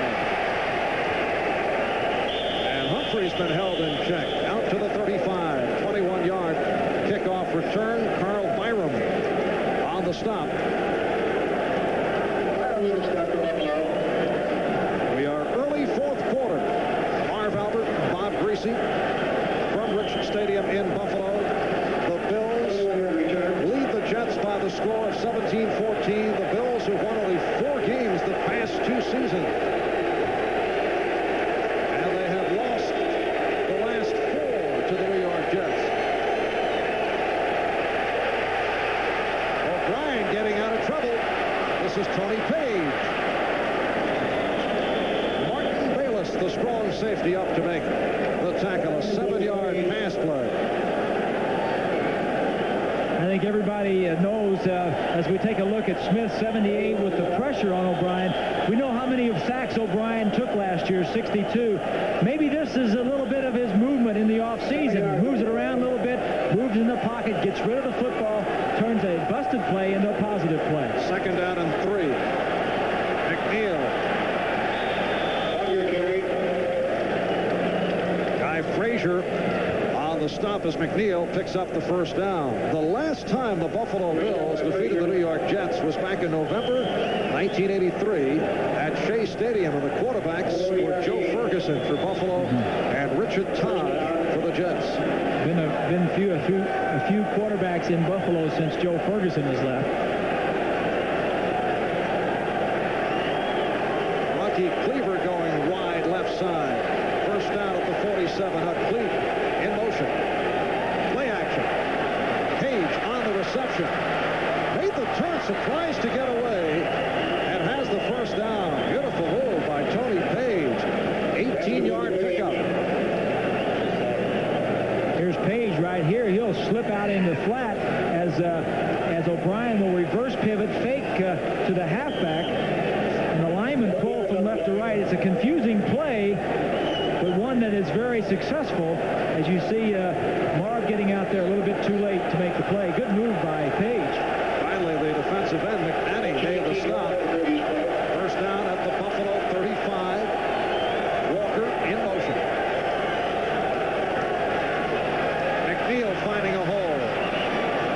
And he's covered up. a strong game for the inside linebacker, Eugene Marv. He had some help from George Cumby. This Marv, number 54, very aggressive, out of Saginaw Valley State. In his 5th season in the NFL. 2nd down and 4 coming up. Number 78, Bruce Smith, seems to have an injury on, maybe he's going to go with it.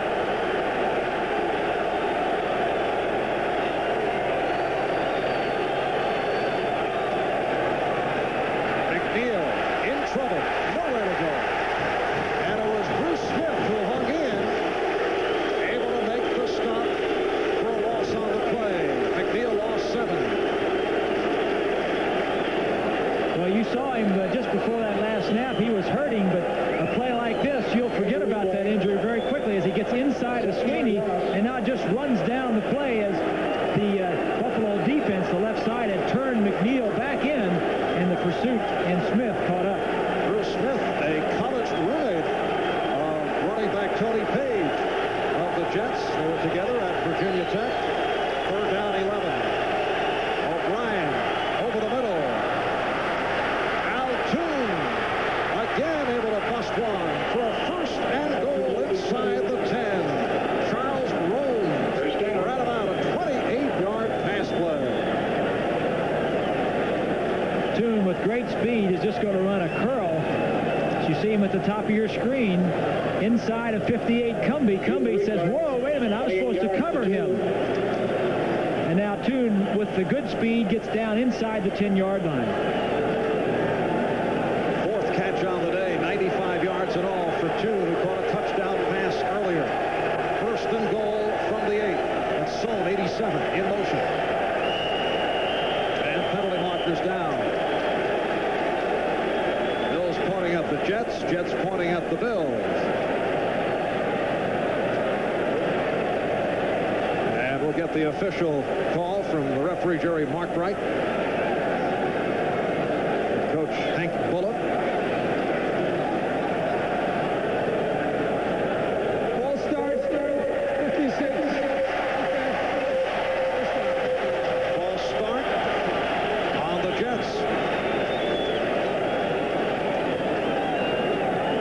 Check of the scoreboard. Game's in progress. Raiders leading Denver.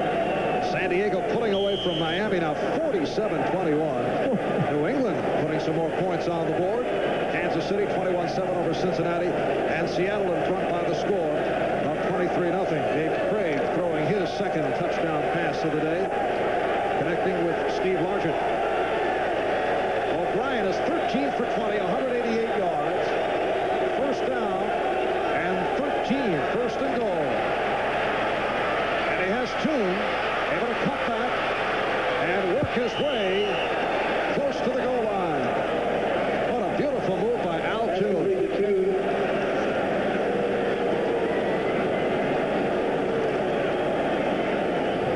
Toon's going to be out here now. O'Brien is going to roll a little bit left and throw the ball out to his left side. It's amazing to me the way the Jets, as soon as they go behind in this ball game, as you see Toon break to the outside, the ball delivered right on time, and then Toon making some moves. The way a good team like the Jets, Marv, as soon as they get behind in this ball game, they move right down the field, and they're in great position to score a touchdown. Ball spotted at the 1, 2nd and goal. Johnny Hector able to walk it in, and the Jets recapture the lead. Well, they weren't behind very long. It didn't take them very long to move right down the field. See, early in the game, we said one of the keys of this game for the Jets would be Kenny O'Brien, and he moved them right down the field. And it's been a solid day for O'Brien. We saw Joe Walton upset with him momentarily in the 1st half, but a strong performance by O'Brien. And here is Pat Leahy attempting the extra point. A drive that went 64 yards, 8 plays. And Leahy finishing it up. Jets holding the ball for 4 minutes, 2 seconds. Capped off by the touchdown run by Hector, bringing it in from a yard away. And the Jets now lead the Bills by the score of 21-17. And let's see what Jim Kelly has up his sleeve when we return. gone by. In this fourth quarter, the Jets now leading Buffalo 21-17 as Pat Leahy gets set to kick off. Rob Riddick and the rookie Ronnie Harmon are back deep, and they'll bring it out to the 20. Harmon, a #1 draft pick, making his first appearance of the day. Go back to the last touchdown where Hector runs in. Watch Cleaver right there get a great block, seals everything to the inside, and then McElroy and the big offensive lineman come out as the easiest touchdown Johnny Hector will ever score. But great execution and a key block by Cleaver. And the Bills have gone back to the running back duo that we saw most of the game, Ricky Moore and Greg Bell. First down from their 20. And Kelly with play action. In trouble. Gets out of it. And finds Bell for a first down. 21-yard pass play, and what a play by Kelly. We'll be back here in Buffalo, but right here, let's go to Bob Costas and NFL 86. All right, Marvin, this tennis battle of countrymen, it's checkmate for Miloslav Machir. He loses to the top seed, Ivan Lendl, 6-4, 6-2, 6-love. Lendl is the men's champion of the U.S. Open. Back to Buffalo. And the Buffalo Bills, first down at the 41-yard line. 6 minutes in, fourth quarter. Here's Bell. They have lost the handle momentarily. Lance Mel on the stop. Jim Kelly is now 16 for 26, 237 yards, 2 touchdowns, has not been picked off. Been an outstanding NFL debut for Kelly, who has excited this area. The pep rallies for today's game has been a Jim Kelly look-alike contest. He has lifted the spirit of this area and has faced the tremendous pressure. Second and 10. Kelly had the time, and a well-thrown pass to the outside. Andre Reed on the reception, stopped by Kyle Clifton. It is a short pickup. Is running. We're down to 8 minutes remaining. Excuse me, Mar. I'm just going to say it's really amazing how well Kelly is playing with only like 1/3 of the offense. And we talked with Bob Leahy, the quarterback coach for the Bills yesterday, and he said, we're just going to keep it simple when Jim's in there. But call the plays he knows, and if he's got any question about the play, just calls anything he wants to. 3rd and 8 at the 43.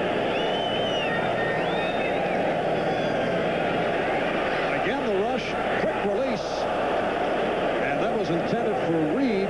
Miano had a shot at an interception, and it looks like Gastineau is hurt, and the crowd enjoying it. Kelly limping off. He got a shot in the back a couple of series ago. Take a look here as we see Gastineau at the top. That's a mismatch right there. Ricky Moore trying to block Gastineau. See where he hurt his ankle there, Kelly. Both actually able to hobble off. Gastineau to the far side, Kelly to the near side. And here's the punt by Kidd. Sold with the fair catch across the 30. 27-yard punt. Jim Kelly looking to walk it off. 7.5 remaining in this fourth quarter. Penalty marker is down. We'll be back here in Buffalo after these matches. A moment ago, Jim Kelly hobbled off, and they're checking him over. Watch the replay here as Gastineau comes around the outside. Now watch Kelly's right foot. He steps on Gastineau's hand right there. Twists his ankle. Does a pretty good job of twisting it. He's taped up on the sidelines, and that's a pretty tough way right there. Look at that. Tough way to get hurt. You wouldn't expect to get hurt by a defensive lineman by stepping on his hand.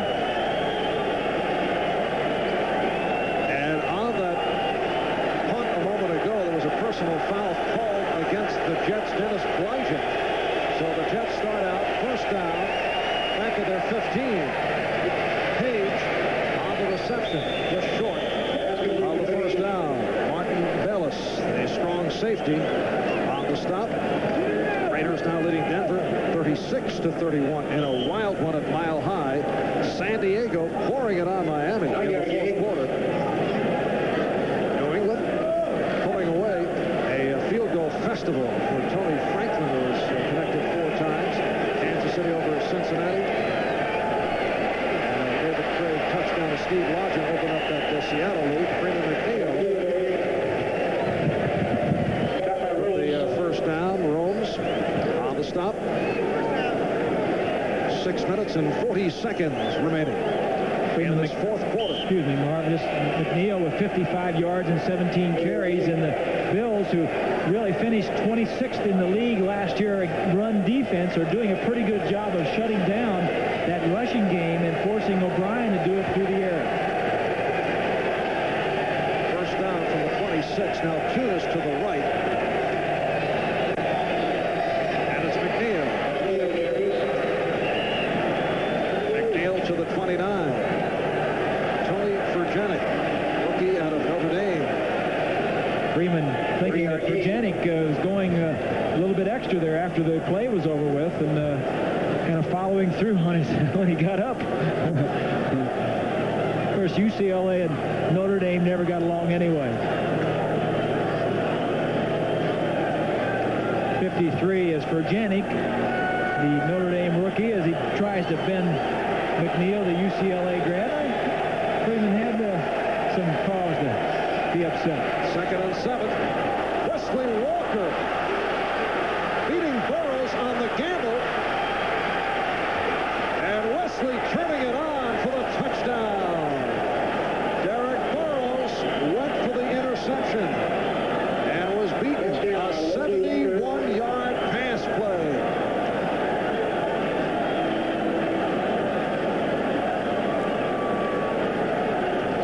Wesley Walker with all that speed. I was talking with Rich Kotite earlier in the day, the offensive coordinator.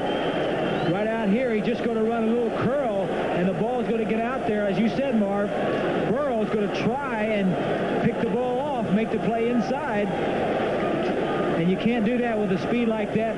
Kotite saying that he still has that speed to get deep. Running away from Freeman. Big play. And a big gamble for the Buffalo Bills that didn't pay off.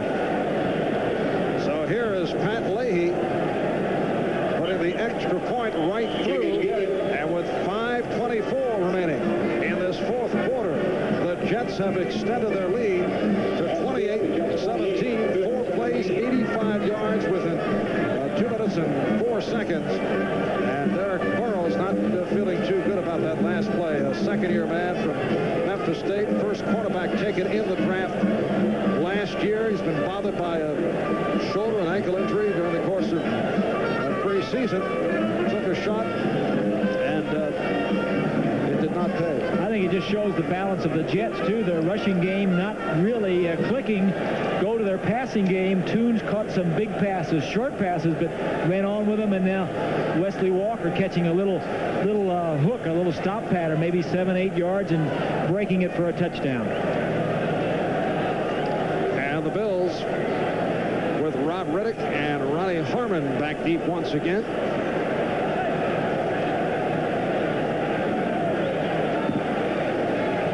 Kelly pointing out the clock, chatting with defensive lineman Dean Prater as Leahy gets set to kick it off.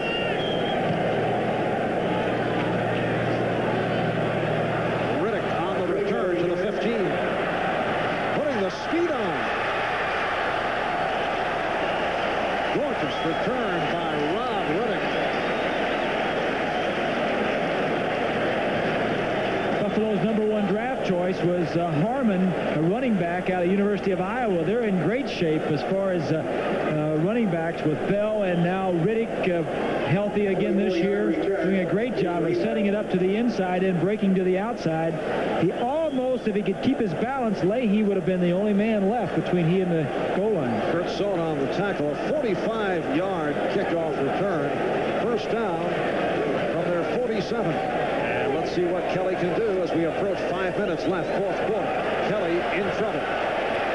Kelly eluding the trouble. Oh, what a play. Jerry Butler on the reception, stopped by Harry Hamilton. 28-yard pass play, and this crowd is right back into it. One of the things that Kelly can do is scramble so well. For a guy so big and strong, he can move, and I think this goes back to his days at the USFL when he ran that run and shoot. You see the pressure coming from the outside. Jackson, 55, and Gastineau. He just avoids them both. Now he's throwing on the run. He says, this is like old times. I did this all the time. Did you expect such a spectacular debut? Of course, he's had the experience, 2 years in the USFL, but obviously the USFL... I thought he would play well doing just what he did, scrambling around, making some big plays outside the pocket. And a first down at the 25. Kelly getting time. And it's broken up. Intended for Reed. Fans here in Buffalo wanted a penalty on Lance Mel. Took the punt from behind Reed. Reed ran a similar route earlier in the day. This time it's a zone. Humphrey doesn't go with him. Reed sees it's a zone and just stays right there and sits down. It's a good play by Mel to get around the front and knock the ball down. Very impressive stat line for Jim Kelly. You see Kelly talking to Bell right there, probably telling him something special to do. I would not be surprised if Bell is not involved in this play, probably an option out of the backfield. Second down and 10 at the Jet 25. Kelly rifles, nearly picked off by Russell Carter. The pass intended for Chris Burkett.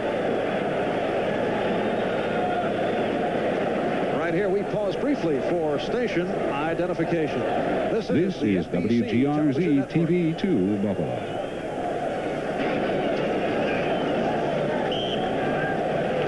Capacity crowd, rich stadium in Buffalo on a beautiful day. Temperature in the 60s. Marv Albert, Bob Greasy. We're in the fourth quarter, just under 5 minutes remaining. And the Jets leading Buffalo 28-17, but it's been a splendid NFL debut for quarterback Jim Kelly.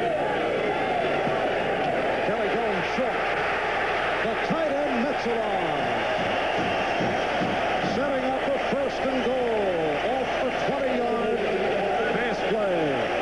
And Kelly was creamed, Marv. I mean, after he got rid of that ball, Gastineau, really, you know, we look like we're watching Oklahoma or Nebraska. As we take another look here at Gastineau coming around the outside, and Kelly will get rid of the ball just in time, and he is sandwiched in there. And I say Oklahoma, Nebraska because third down and 10, they're in I formation. They're not going to spread with 4 wide receivers. They've got their tight end and 2 running backs in I formation in the ball game using play action on third down. First and goal at the 4. That's Reed, 83, in motion. And Kelly stumbled, able to recover. Looking end zone, pops it, touchdown!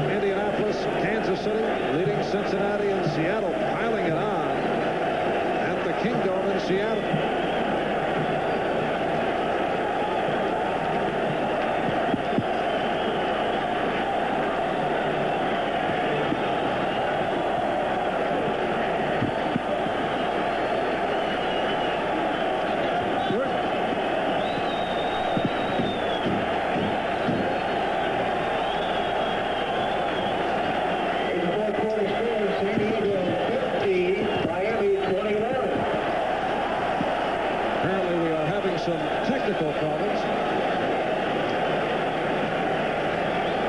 As I very suddenly moved to the spare microphone. Bumping into Greasy along the way. I'll give you mine. You can have mine. Kickoff return by Michael Harper.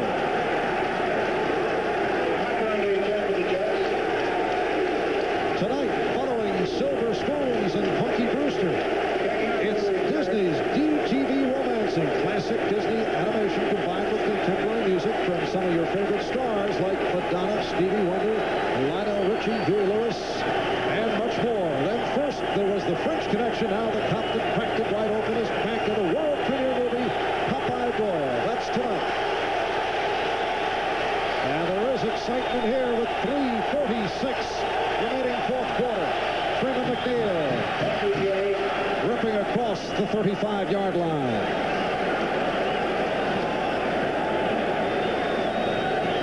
Well, this crowd is back into it, Marv, and what has caused that is Kelly coming down the field and scoring the touchdown. He's been knocked around. Look at those numbers, 292 yards. The impressive thing to me is on the right, 3 touchdowns, which were really manufactured by Kelly. No interceptions, with a team that he is really playing with and bringing him up to his standard. 2nd down and 2 at the 37. Walker, 85 in motion. Here's McNeil. Penalty marker is down. McNeil short of the first down.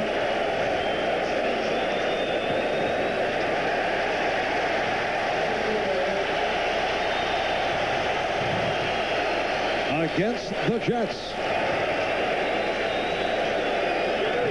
Ball starts, number 63, offense, 2nd down. Called on the left guard, Ted Banker.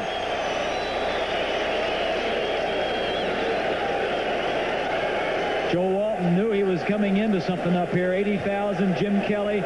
He hoped to get ahead and stay ahead and have a blowout, but that has not been the case. Kelly has brought him back each time, and now the fans are back in it, and the defense is pumped up.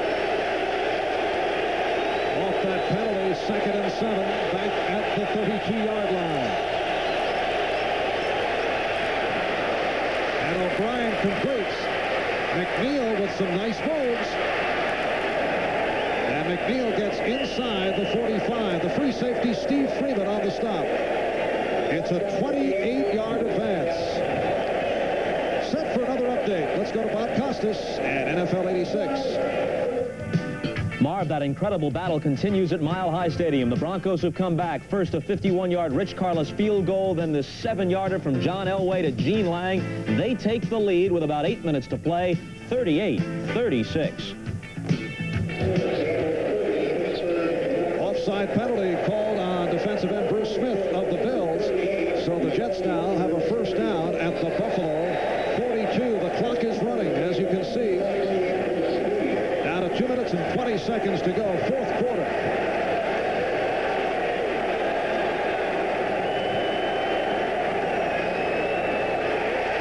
Johnny Hector could not get going. Tony Furjanic, the factor here in the fourth quarter, on the stop.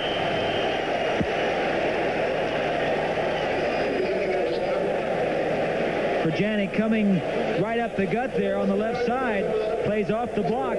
But you know, Marv, we talked about Kelly with a great day. O'Brien throwing for over 300 yards and really being the catalyst that is moving this ball club down the field. The running game is not going that well, and he is the catalyst, putting the plays in motion, getting the ball in the end zone. Freeman McNeil, 65 yards, 19 carries. That has been it for the Jet running game. Johnny Hector has handled it 6 times for 22 yards.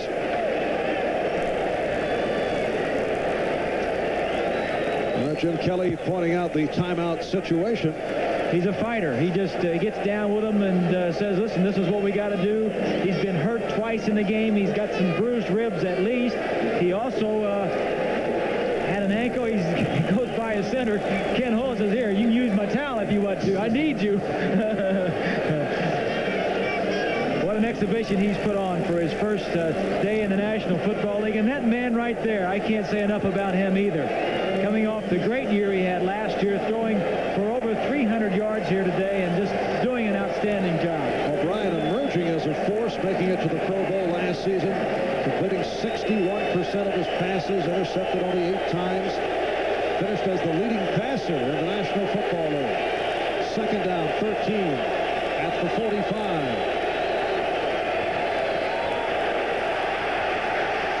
And McNeil for a short pickup. Nose tackle, Fred Smerlas, combining with Eugene Marv, and we get the 2-minute warning. And with the timeout, let's pause for these words. Welcome back to Buffalo, where we have seen a duel of quarterbacks. Jim Kelly making his National Football League debut. Ken O'Brien in his 4th year out of California Davis, both from the class of '83, a slew of outstanding quarterbacks, producing the likes of John Elway, Dan Marino. And both of them doing it in different ways. Kelly, of course, coming in and having to play immediately, not knowing much of the offense, and O'Brien being sat down for a year, 2 years to learn the offense. Joe Walton taught him very well, and you see the two different sides of, Kelly is going to get better and better. I don't know how much better he can get to this, but he certainly is reacting very well. He play, third down, 11. O'Brien over the middle and has the first down. Al Toon with a 12-yard pickup. Eugene Marv on the stop. The clock running down to 1:40 left in this 4th quarter. Just a very calm play by O'Brien. He looked to the left. The back coming out of the backfield wasn't there, and Toon curled into the middle. O'Brien gave him a little bit more time, and just, a couple years ago, O'Brien wouldn't have made that play, Marv, but he's matured, and he knows what he's doing. First down at the 31. Walker, 85 in motion. And here's McNeil. Picked up 3 on the play. Clock continues to run. And now a timeout is called, and we'll scan the scores. 4th quarter, Denver clinging to the 2-point lead. In the 4th, Miami winning big, San Diego winning big over Miami, 50-21. That's a final now. New England defeating Indianapolis 33-3. Kansas City by a touchdown over Cincinnati. And the final from the Kingdome, Seattle 30, Pittsburgh nothing. Timeout with 1:07 remaining in this 4th quarter, and the Jets clinging to a 28-24 lead. There's a comparison today. O'Brien was 72%. If you look at Zeke Bratkowski in the headset there, Kelly says, I'm going to go down and sit down for a minute. I may have to go back out there.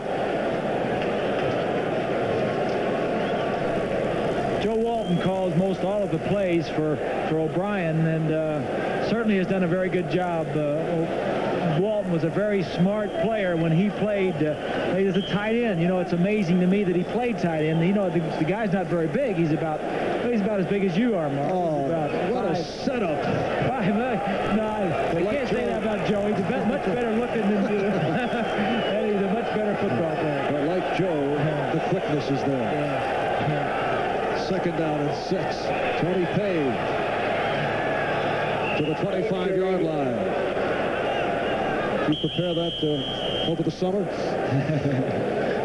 A minute remaining. 4th quarter, and a timeout has been called. We'll be right back. Using its final timeout. The Jets 3rd down and 4 at the Bills 25. A minute left, 4th quarter.